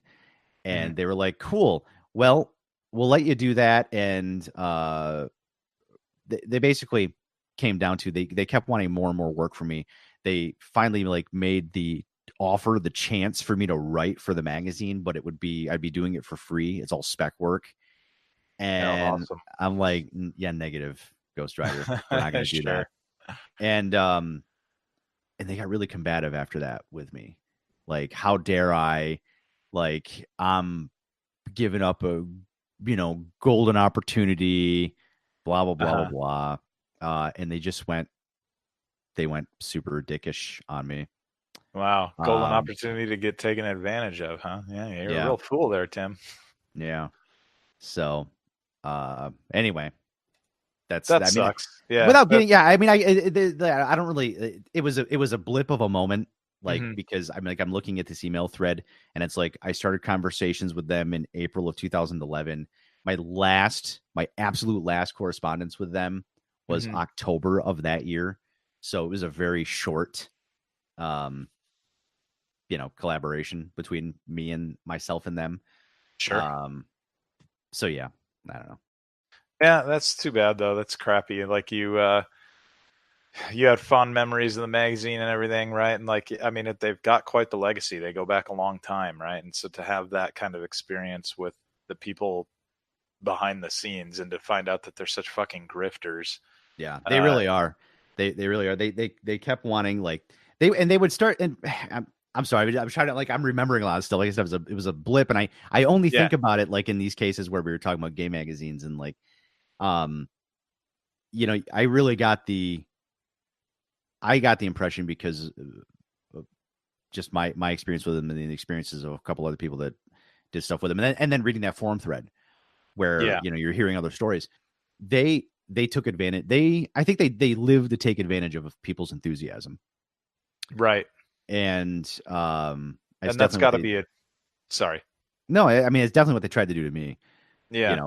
Because at first I was just like, I want to help out. You guys are awesome. And I was like, oh my God, like I could potentially do stuff with GameFan. And they just kept giving you enough string, Sure. Yeah. They kept wanting more and more stuff. Right. Like, as far as like, hey, can you, help us with this website setup? Can you do this? Like, it was just really shitty. And I was getting nothing in return. It was all help us. Right. And then when I kind of like was like, hey, I really want to work on the magazine. That's the reason we started talking. Like, yeah. And then it turned into, anyway. And also, aren't you guys veterans enough at this point to like not need all this shit from me? Like, Yeah. But anyway. And a lot of it was just like, they just really wanted me to, name drop shit on Gamehound shows. Well, that was a podcast I was on at the time, or like Digital Cowboys or things like that. And I was just turning into a fucking shill for them. Right. I was getting nothing out of it. So yeah. That's too bad, man. Sorry, bud. Oh no, it's fine. Like I said, it's ancient history, and obviously that went nowhere, right? Because I don't think they ever even got a fucking like whole I think they may have got like 2 magazines out. And then they went silent. And then in 2011 or 2012, they went completely silent. And then in 2015, they announced that they were going to do a partnership with Destructoid. And then like nothing ever happened with that. And the whole thing has been just on complete shutdown since. So, oh, wow. Obviously, they never got their shit together enough to fucking publish it. Like, if you are that fucking experienced in the business and you say like, all of this happened because we're such experts. Right. And you can't put together a fucking magazine and get it out the door in digital form, like just fucking PDFs that show up on the Kindle store, right? Right. Like in this day and age, how can you not do that? You used to do that every fucking month back in the era where computers were dirt ass slow. You still had to take photos of the pages you were doing layouts for. Yeah. Like, how can you not do that in this day and age? And I really honestly think it's because they ran out of fucking people to grift into doing the work for them. Sure. That's all it is. Yeah. Ah, what a bummer. Well, okay. So in happier, in a happier place now, let's talk about some of the other ones from the same era. I think GamePro is a real easy one to knock out really quick here because for me, GamePro was the magazine that I would buy when I was jonesing so bad and my dealer didn't have anything else for me. So I would settle for the lowly GamePro magazine. Everybody would make fun of the review system with the little bored, sleepy face all the way to like the guy who's like, whoa, the exploding hair and all that, right? Yeah. But yeah, for whatever reason, like GamePro was all right when I was younger. Like in the NES days, GamePro was okay, but like as we moved into the 32-bit era, GamePro for some reason became less cool to read, and it just, I don't know, it didn't do it for me the same way like a lot of the other magazines that I'll talk about did, and I guess I'm not really sure I understand why, but that's just how it was. It was like the I'll buy that when I don't have anything else to read magazine. Right. Was it that way for you as well? I was trying to think. Like I said, Game Fan was my major go-to. Mm-hmm. EGM was probably the one I ended up buying most often. Mm-hmm. Because Game Fan was expensive. It was like $5-6 an issue, whereas the other one was like $3.99. Yeah. I'm trying to think I didn't deviate too far off the trail with game magazines. I do remember I had a friend that was like super in like Sega Visions magazine. Sure. And I just thought that was just garbage. But anyway, EGM and Game Fan were my big ones. And that didn't last long. I faded out on gaming magazines. I would say by the time by 1997 or so, I was definitely not buying any, because by that time I'd gone into PC gaming. Sure. So I was buying you want to talk classic magazines, like PC Accelerator was like, that was the fucking like punk rock sure. Magazine to have back then, because it was Yeah. Anyway, sorry. PC was in such a different place too, because while we had demo discs and stuff for consoles in the 32-bit era, PC gamers, I would be jealous at school because they had like, oh, you go to happypuppy.com or something, right? And you could get your bullshit there. Well, and they a lot of times you'd get demo discs with sure, loaded with shit, and it was all installers or like utilities and things like that. Right.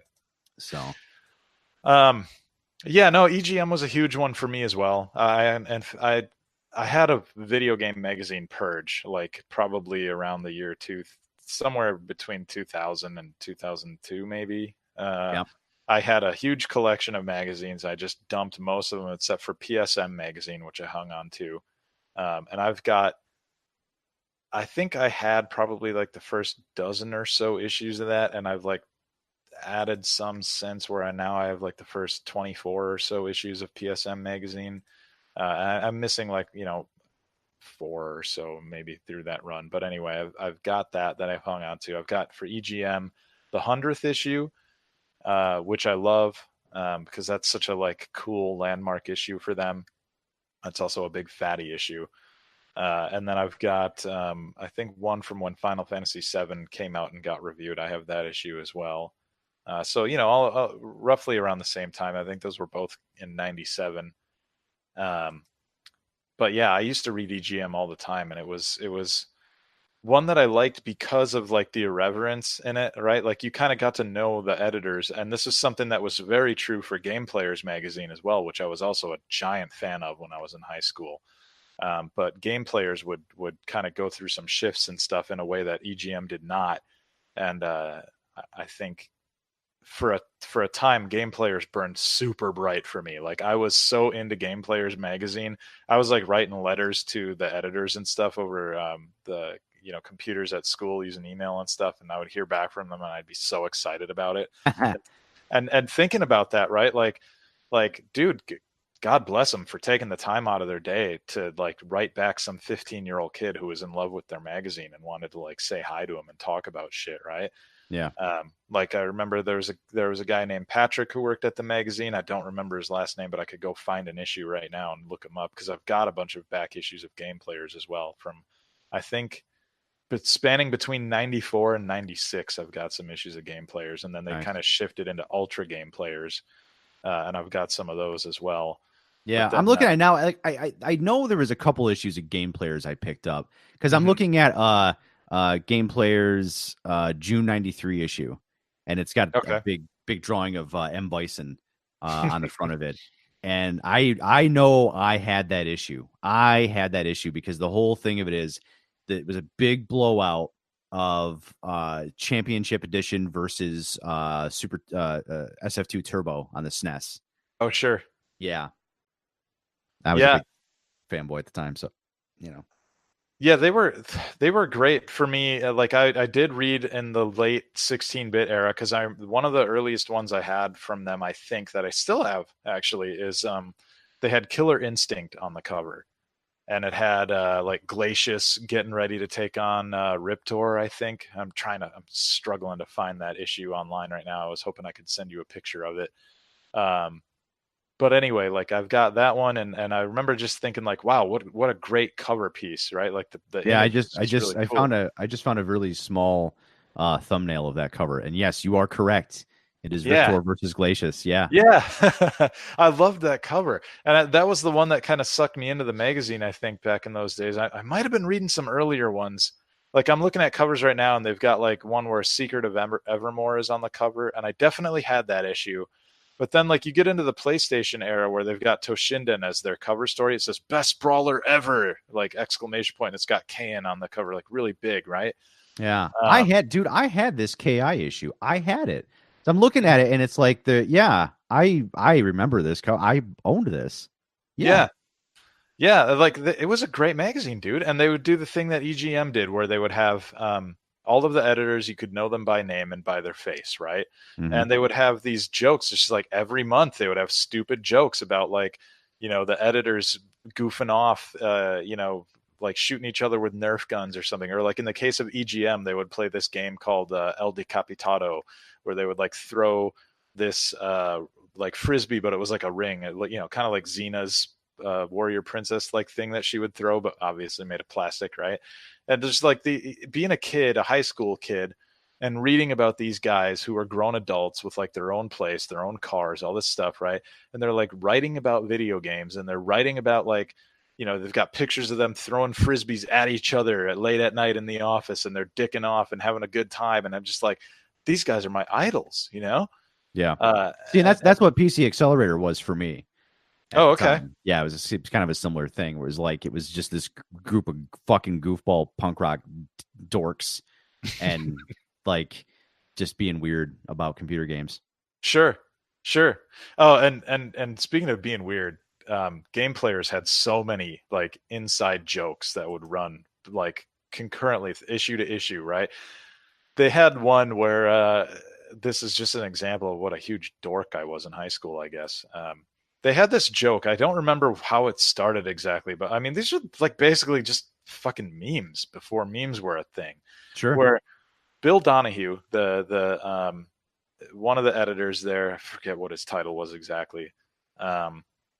He, for some reason, like they took a picture of M. Bison, and they lifted the hat off of M. Bison, and they pasted it onto a picture of Bill Donahue with his mouth wide open, right? And then they would like white out the eyes, so he looked kind of like the Doom guy in God mode.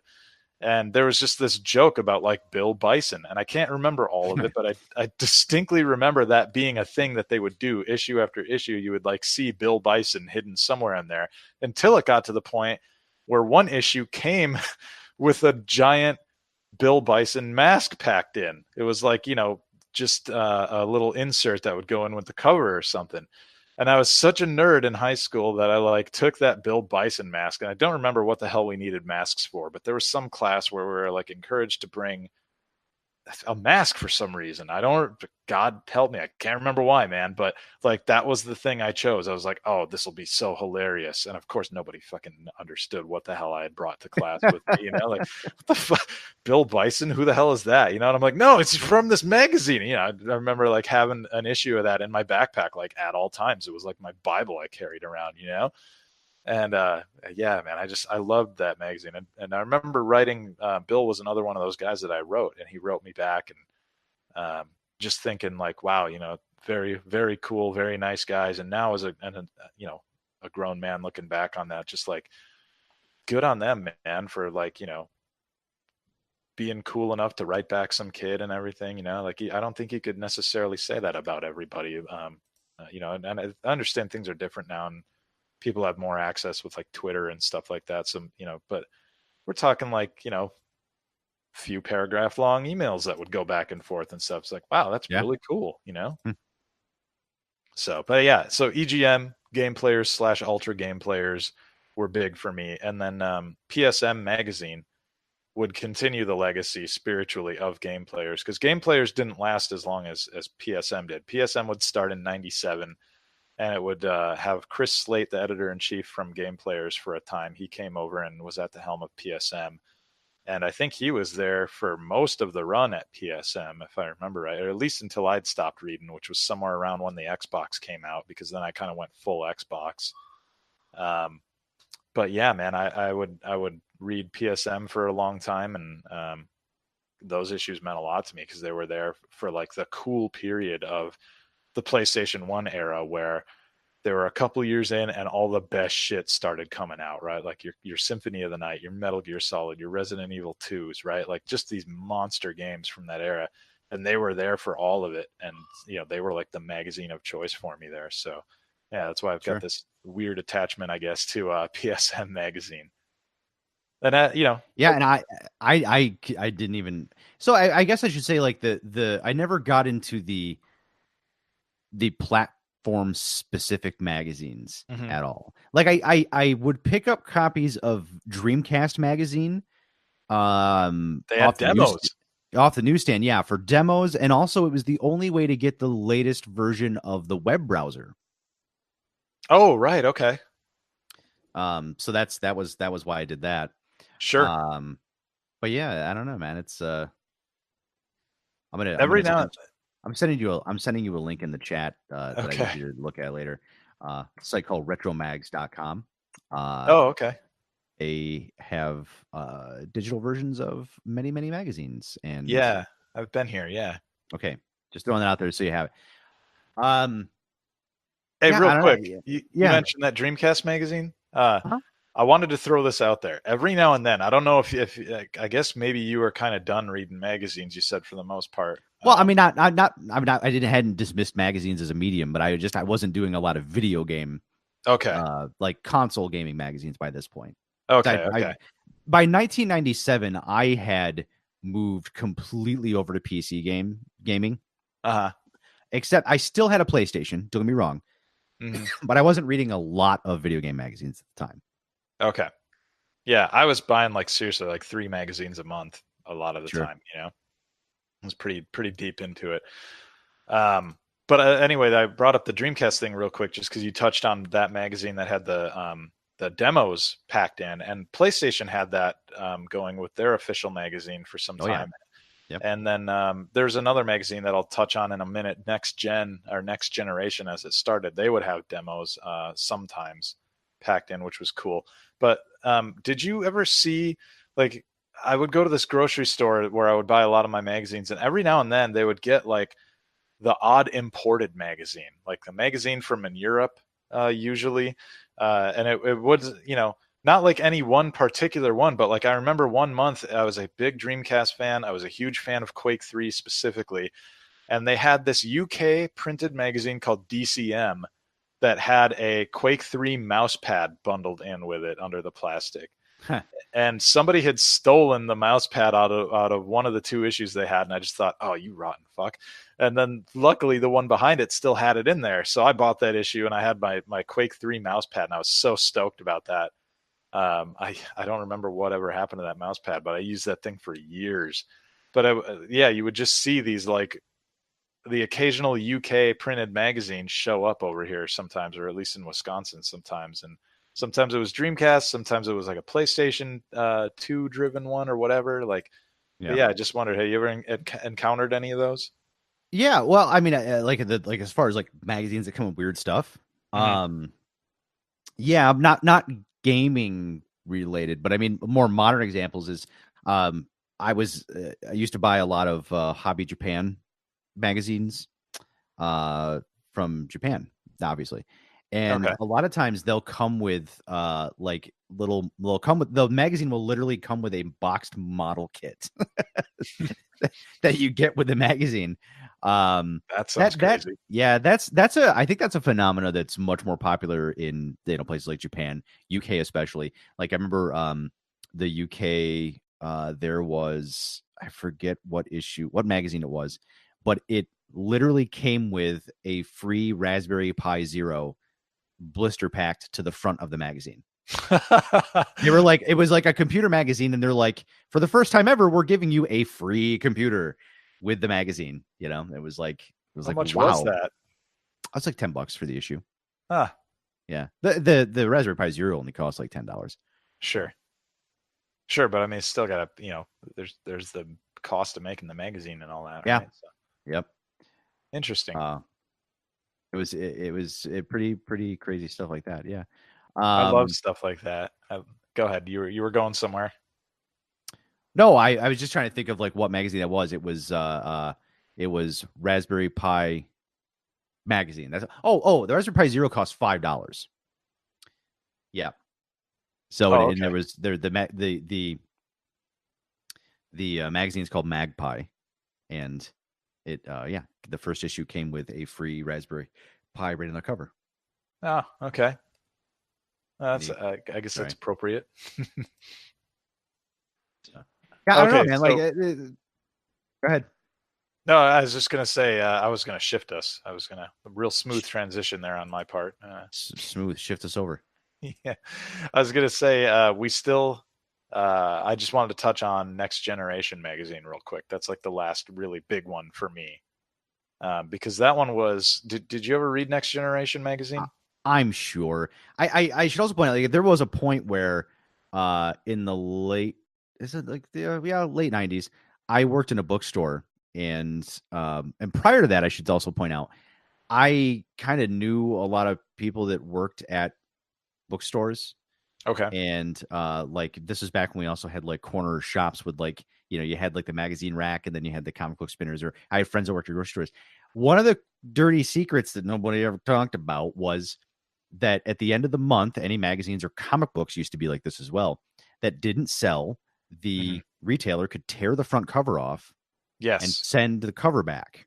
Right. Well, I just knew enough people where I would just get stacks of magazines with no cover for free. Oh, sure. So I read a lot of fucking magazines that didn't have covers. So I no doubt I read an issue of it at some point. Okay, so I want you to go to Google and just type in Next Generation magazine and look at the images. Okay. And the covers were one of my favorite parts about this magazine. They used like a real nice cardstock. They had a matte finish, so they weren't like your typical glossy magazine cover, right? Yeah. So they felt good. They had like a texture to them, and they were like the magazine that was. I had the Unreal issue. Yeah, the one where it says Unreal says this is an actual PC screenshot. Yeah, yeah. I had that issue. Infamous cover. Yeah. Infamous at the time. It was like what? Yeah.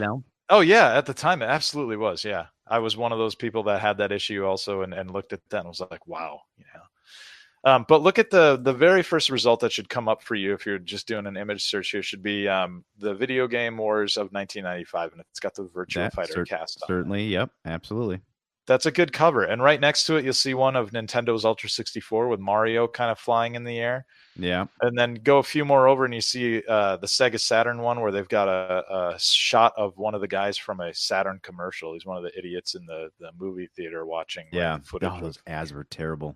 Those ads were awesome. No, I loved those ads. Oh my gosh. So fucking 90s. So 90s. Dude. So edgy.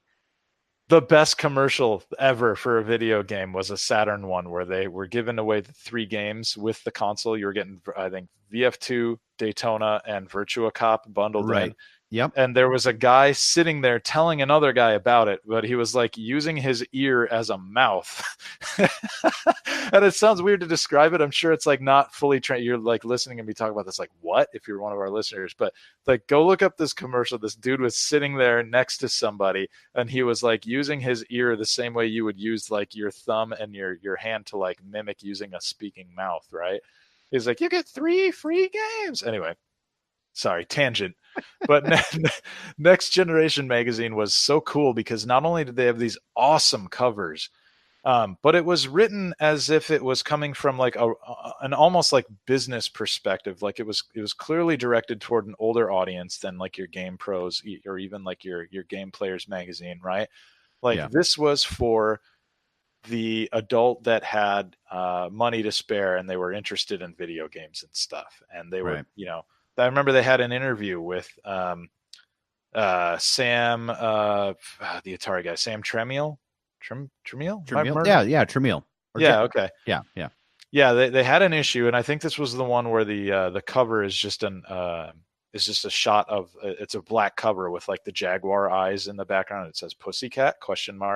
And they had an interview with Sam in there, and they're talking to him about like the PlayStation potentially coming out at a lower price point than the Jaguar, and like how does he intend to handle all these things, right? And as a kid reading that, I was just like, this guy knows the Jaguar's going to be fine. He knows. He's got a plan.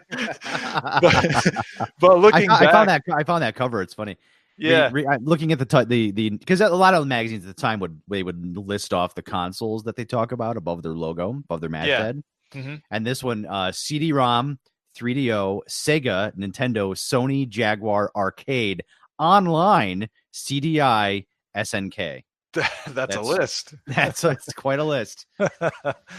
But yeah, that same interview with Sam, he was like talking about, now you can go back and read it now, and as an adult, you like see through all the bullshit. And of course, hindsight's 2020. You know the fate of the Jaguar, but he was talking about how he was going to maybe take Sony to court over having a lower price point, because surely at that point they're dumping. And he kind of explains what dumping is, like purposely taking a loss on something just to get like mass market penetration. And it just, that was the kind of thing that Next Generation magazine had that like the other magazines didn't. It was just like almost like I said, this business perspective and like kind of speculation and stuff. But then they would also have these really cool reviews, and the screenshots were also like in line with the tone set by the cover art. It was such a cool magazine, and I don't have a single issue of it to my name anymore. I am reading a quote from the article with Sam Tramiel. Oh, okay. The Saturn is too expensive, and Nintendo doesn't even have a product yet. All Nintendo is doing is trying to confuse the market with disinformation. The Sony product is too expensive to be taken seriously, and I can't see Sony focusing on a product that won't have the quantities due to the high price tag. They will not be a big player. Wow. Yeah. That dude couldn't have been more wrong. Wow. Like everything in that sentence. Although the Saturn being too expensive, 100% true. Yeah, he was right on that. We'll give him that. They did pay for that. Yeah. So. What a glorious magazine, though. I wish I still had back issues of that. I do look for them from time to time because, I have so much love for that stuff. And I've recently, in the last like couple of years or so, I've really enjoyed looking at old issues of PSM and my old issues of EGM. Well, there's much fewer of them, right? And if you're watching my YouTube channel at all, I'm going through the early issues of PSM. I think I'm up to issue 9. I just posted online where I go by I go through these page by page and look at each page and kind of talk about where I was or what I remember about it, that kind of thing. I wish I had issues of Next Generation magazine to do that with, truly, because it was such a cool, unique magazine. And I've been looking around. I just shot you a link to archive.org, has a bunch of issues digitally scanned that you can flip through. Yep. Yeah. That's a great resources like that are awesome, because like you can't find a lot of these in the wild sometimes unless you're like going to eBay, and even on eBay, like it's a crapshoot, right? Like you can, because I was curious, I thought I've got some issues of PSM magazine from like the PS2 era that I didn't think I cared about. And then I changed my mind later and I decided to keep them. But I was interested briefly in selling them on eBay. And looking around, like, it's just that there's a lot of stuff out that's just like really hard to come by with these old magazines now. Like, not a lot of people hung on to them, it seems like. They were disposable. Yeah. Totally. Yeah. I mean, like I said, I recycled most of my collection, somewhere around the start of the Xbox era. Because it's at the time, it's just like, these old things aren't relevant anymore and they're taking up space. I should recycle these, But now, like, I really like having these old magazines. And today we had the Portland Retro Gaming swap meet was today. So yeah. I went to that, and I was looking for magazines and stuff there. And I did find an issue of GamePro that I picked up off of a guy. And I only got it because, while I'm not the biggest GamePro fan, like, it's the specific issue where they review Symphony of the Night. I'm such a giant fan of Symphony of the Night, and it's on the cover and stuff. And I was just like, yeah, I'm getting this. But I've been finding that it's really hard to just find people selling magazines. And it used to be easier. When I went to Midwest Gaming Classic for the first time, it must have been like 2008, 2009, maybe, was my first year at Midwest Gaming Classic. I remember in the vendor hall, there were more than one person selling old magazines, and they just had boxes of them there, And now, like, I can't find anybody selling magazines anymore. And out here, like, there's the swap meet, there's the retro game thing, and then there's we have a really good retro game store that I know about, that you've been to. And I asked the guy who owns the place, I'm like, so do you ever see old magazines coming through here anymore? And he's like, every now and then we'll see like one or two, but mostly what people want, 99% of the time, he said, people want Nintendo Power magazines. Right. Yeah, absolutely. Yeah, and which kind of like blew my mind, because I grew up with the NES, and I had a Super Nintendo before I became a Sega kid, right? And like, I remember Nintendo Power, but like, dude, the magazines that were really great were the hilarious ones that had me laughing my ass off in like the mid-90s. I think you and I very similar in that regard, is that we don't, like, Nintendo was there, but it, like, you grew out of Nintendo. Yeah. I meet a lot of people who, like, they didn't pay attention to any other console. Like, I know a lot of people that are like, they went literally from Nintendo to Super Nintendo to N64 and no stops in between. Yeah. And all they ever read was Nintendo Power, Yeah, definitely. Like, I've met those people too. And it always, like, oh, you were one of those, Yeah. It's like, what was that like, not playing any good games? Right. What was that like, missing out on like the most, fucking groundbreaking shit? I mean, yeah, the N64 had great stuff, right? The Super Nintendo had great stuff. I don't mean to be an asshole, but dude, what? Like, that's, yeah. I think back to all the great stuff that you and I played, and just like how much of it didn't show up on Nintendo systems and stuff. And like, the best parts for me of these magazines that we're talking about was like finding out, like, with Next Generation magazine in particular, like looking at like the bleeding edge stuff, right? Because they would have those discussions about like arcade stuff, where arcade hardware was, and you would get your jokes and your hey, it's great to be a PlayStation fan and stuff from like your PSMs and your game players, and that kind of thing. And EGM was good, and Game Fan was good as like a kind of overview of the industry. Because if you were really into games, you didn't just care about like the one console. You wanted, right. Like, I didn't get a Saturn until you gave me one, but like, I had a PlayStation, and later I had an N64 because I was convinced I couldn't live without Ocarina of Time, right? Yeah. Well, and magazines like Game Fan, one of the things I loved about them was that they were hyper focused on the Japanese market. Yeah. So you'd see shit that was coming down the pipes, and you would just get super excited, like, what? There's this thing, and then we'd never get it, but it was like, again, they didn't care about helping somebody sell video games. It was like, they loved the industry. They loved everything about it. Totally. Yeah. Yeah. And certainly, like, I was that reader. I was that, but as a reader of those magazines, and and I can tell you were too, where it just was like, you wanted to know what was going on in the arcades as well as home, and you wanted to know what was going on the consoles you didn't own, because if you were missing out on something, you were going to find a way to scrounge money together so that you could you could experience that too, because it was about like, you know, the same kind of excitement over like, you know, the way, you know, like the internet would develop and stuff, right? And you'd see like websites get neater and, you know, not looking so shitty and janky all the time and stuff, right? Like just, or just in general, advancements in any other technology, right? Like you've always got your hardcore enthusiasts, and we were that for video gaming, and we just wanted to know about all of it, you know? Yeah. So yeah, I'm still flipping through these next generation issues I found on archive.org. Mm-hmm. There's an interview with Eugene Jarvis. Then this is from 1996. Eugene Jarvis, the famous game designer of Defender, and he worked at Midway forever. He worked on he was the guy that was the designer of Cruising USA, you know. But he also was like the guy that made Robotron way back when. Mm-hmm. And the whole article is about the retro gaming hip or hype, and it's about how people are really starting to get into collecting what they're calling junk. You're like, why would anybody want to collect? Like, why would anybody want a Nintendo at this point? Why are people buying Ataris and questioning all of these things? And I'm just like, Jesus, as far back as 96, retro gaming was a disease. Yeah. Crazy. Yeah, totally. And I was part of that crowd too, where I was done with that old shit at that time. Yeah, I was, and then I got back into it really hard in 98, because that's when I, like, you see my console collection.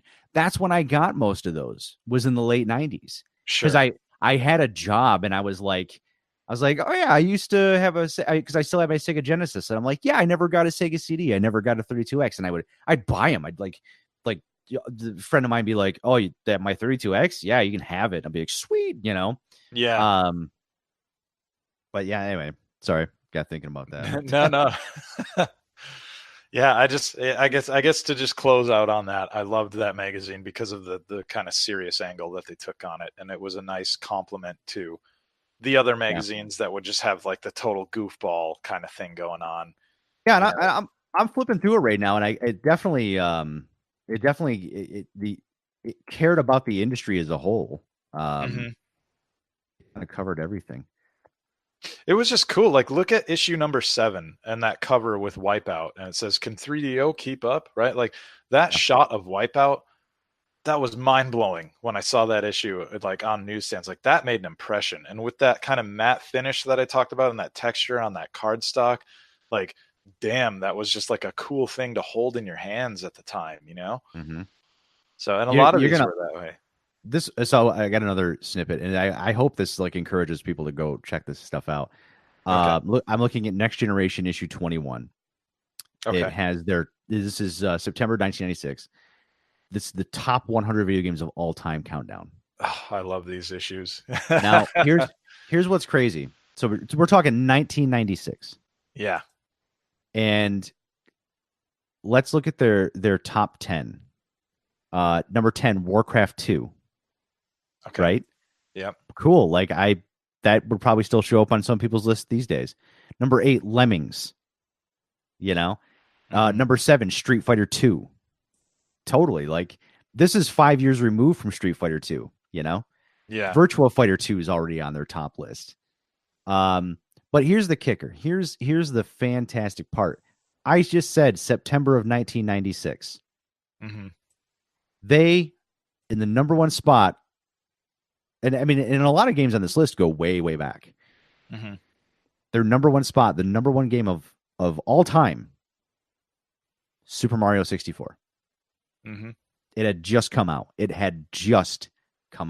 And they've already declared it as the number one, the best video game of all time. And to this day, there's a lot of people that would agree with them. Yes. Yeah, I was just going to say, like, I know how that sounds for it to have just come out or for them to give it that award, but like, I can completely understand that. Yeah, and game was a revelation when it came out. Absolutely. Absolutely. Yeah. And they give Tetris as their number 2 pick. And there are people who would argue today that Tetris is still, you know, like the number 1 game. That's in a lot of people's top 5s, top 10s, you know. Tetris is a beautiful example of just video games being able to, I don't know, Tetris is just very pure with what it is. Yeah. And people of all ages enjoy Tetris, and Tetris doesn't have to explain itself. Like it's just it. I'm not saying it's my favorite game of all time. It's amazing. Like I would say, like Tetris, Game Boy Tetris, like defined like a very specific moment of my life. Mm-hmm. But I would say that it's probably as close as we have to the perfect video game that anybody can play. Yeah. Close yeah, as we 100%. have. And it's really easy to pick up and understand like immediately, you know? Yep. But it's really hard to be great at it. And you keep coming back to it, you know? It's weird. Yeah. Oh gosh. Now I'm going to get lost in this 100 games list because there's so much good shit on this list. I love it. And it's such a kick in the pants going back and reading these old issues, right? Just because I'm transported to that time, but also I'm like reminded of games that I'd kind of forgotten about a little bit, but also like it's nice to get some opinions validated here because I've, for example, Jumping Flash, they give number 86. And this is 96. There's a lot of stuff that's not, that hasn't come out yet, right? The game was only about a year old at the time, yeah. Right. But Jumping Flash is a game I hold near and dear to my heart. And like, I remember that it was well received back when it came out and stuff. And there are people who now, try to, like when it was on the PlayStation Classics. Yeah, they were like, why does this belong there? Yeah. Because at the time, it was a very important game. That was the first time that a full 3D rendered world had been done on a console like that, where you it was a first person game, but the ability to jump and go like scale wise, like 100 feet above stuff and see it zoom out, and pretty mind blowing shit. Oh, totally. I still jump in and play Jumping Flash every now and then when I, got a little nostalgia pang. And that game, it doesn't control badly. It doesn't look bad, right? Like it's blocky and everything, sure, but like it's still got a lot of charm in the look, and the soundtrack is still fantastic. The soundtrack is timeless. There's so many good tracks in that. But I don't know. I'm getting off track here, but I love. I'm looking at the magazine as well. I know. I got to stop. We've gone too long anyway. One thing I love about going back and visiting these old magazines. So I'm looking at the same issue. There's like a 7-page ad for Electronics Boutique. Yeah, new hot games that are coming out. And one of the things that drives me crazy, I will argue this till I'm fucking blue in the face. Mm-hmm. We bitched about it at the top of this show, the whole idea of DLC, and how it's like, there's just so much of it. But and we're like, we'll wait until the final version comes out. Mm-hmm. But that's to say, I understand why DLC exists. I completely get it. Is it annoying? Yes. But the alternative is that you pay $120 for every single game. Right. That's all it is. And there's no better example of why DLC exists than to go back and look at old video game ads, where I'm looking at Duke Nukem 3D for PC DOS, $50. Right. Like, that's how much that game cost. That was made by a team of 10 people over the course of like a year and a half. Yeah. Released and sold a healthy number of copies. And look, and they're selling it for $50. You look at games now where it's like, and there's games in here selling for $60, but the point is that the price people pay for video games has never changed. But the amount of content and time and effort that has to go into video games, the mountain of humans that companies have to throw at video games to actually make them work and come out, they're still only asking $60 for it, and it's like, that's why when a big AAA game comes out and it doesn't sell 5 million copies in the first week, the studio shutters the next week, Yeah. Well, even when games do sell 5 million, if depending on who it is, it's not enough, Right. Yeah. That's a whole other discussion. I certainly empathize with the sentiment that games are getting a little carried away with the way that they want to, pull money from consumers. it's not just DLC. Like, I understand having an expansion adventure like tacked on after the fact to keep, continue supporting the game, keep people from selling used copies, right? Like, I understand a lot of that stuff, but I think a lot of people get annoyed with, like, Microsoft, for example. They're particularly offensive with their pursuit of bilking customers. And look no further than Gears of War 4 is a great example of that. Gears of War 4 came out, had your $60 edition, but if you wanted to play the game on the day it actually came out, you had to buy the $100 version, I think. Yeah. So it would come out like 4 days earlier or whatever for those people. And then on top of that, granted, that had the season pass bundled in, but the season pass was like, it would let you own the maps that like everybody could play on, but you would be able to play on whichever ones at any time, which is fine. I understand that, but and I wouldn't complain if it had ended there, but then they do the loot box thing, and loot boxes are a whole other discussion that drives me nuts. And it's a fool me once sort of thing. Oh yeah, I would not put loot boxes in the same sentence as DLC. Sure, I wouldn't. Sure, but I know that the argument is made that like these studios need to make their money and all that stuff, and it's like there are some that are just raking it in hand over fist, and the people at the top of the companies, again, long discussion, don't really want to get into it, but I'm starting to, and I'm trying to pull myself back out. But like next episode, this is a preview for next episode. Yeah, they get all the money, and I think all the stories that you've heard about like poor working conditions and mandatory overtime and things like that, the ridiculous crunch. And I have a buddy who literally worked in QA at a Sony studio in very recent memory. And QA at a game company is the worst place to be. Yeah, exactly. But their role is a critical one, I work in software. I know. I have QA people. Yeah, and it's I just know that in the video game industry, that's a tough spot because you're not paid well. You're not respected or appreciated. Nope, not at all. But you're expected to put in the massive hours. Yeah, so. Exactly. Yeah, it's crazy. Anyway, yeah, I don't want to. I definitely hear what you're saying. Games are expensive. You can look at this EB ad in next gen, and I'm looking at Ken Griffey Jr.'s winning run for Super Nintendo, $69.99. Yeah, totally. Yeah, games could be way more expensive now, and I get the push to make more money and stuff. But at the same time, I also feel like learn to scale. Then learn to. Oh, I know, and that's why indie games like the people are like look at Super Meat Boy. Yeah. It's like, it was two guys, and they putzed around with it for 3 years, and there you go. Like, how do you make money? You make a good game that two people can build, and then you sell. And if it's good enough, people will buy it. That's it. Right. Yeah. Not everybody has to, and I hope that they start learning this soon. But not everybody has to compete with the production behind a Red Dead Redemption 2, for example. Right. You don't have to be over at Squaresoft thinking we've got to match what Rockstar is doing. Like, no, you just have to give people the games that they want and not take 8 years to put them out. Right. Look at Celeste is a fantastic example. It's a very good recent example. Small team, took their time. They made a game. People. I know I'm tired of pixel art. I am. Yeah. But I understand why it's used so much in the business. But you know what? This would be a great conversation for next time. Not this time. Yes. Let's do that. Next episode, we'll talk specifically about the game business such as it is now.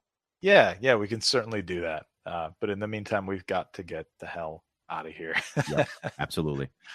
Real quick, on my way out, I'll just say my goal for 2019 is to try and get more frequent with the content on my YouTube channel. So if you want to find me there, please go and check me out.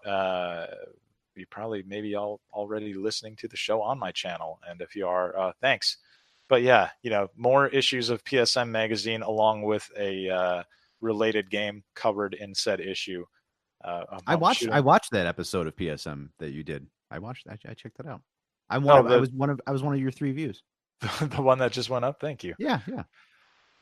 I my goal is to do like one a month, basically. And if I can do more than that, that'd be great. But I also want to try and make sure that I keep it balanced and leave myself time to enjoy other stuff. But I think one a month is a good goal for me to hit. Right on. That's a magazine episode, and then a accompanying game episode with it. So we'll shoot for that. But yeah, that's me. Tim, where can people find you and your work and stuff so they can see what you're up to? Best place, Twitter, Instagram, at Tim Wilsie, Wilsie. That's where you can find me. My 2019 stuff, honestly, I think I've already off to a pretty good start with it. I actually just want to start playing more games. I had a couple of years where I just didn't. I had a couple of years where I just wasn't making the time to have downtime. But had a couple of recent great things life changes to kind of open up some free time for me. So I'm gonna kind of taking advantage of it and being like, let's sit down and play this video game, and not feel guilty about it. Yeah, so that's kind of my big thing. Awesome. I'm very happy to hear that, man. It's so funny. It's just like that. The Christmas break was just that was the first time in a very long time I'd sat down and just devoured video games and loved it. Loved every second of it. Oh, it's the best, man. Thank you, Monster Boy. Thank you, Monster Boy, for doing that for me. When you don't have to worry about work or whatever, and you're just eating like holiday food and stuff, and you've just got time. Oh yeah, I sustained off of like cookies and like Chex Mix. Oh, I know. Awful. Me too. All right. Well, hey, it's good doing this with you again, man, as always. And listeners, thanks for sticking around with us. And yeah, if you're listening to this on my YouTube channel, please know we've got a site, baremetalgaming.com.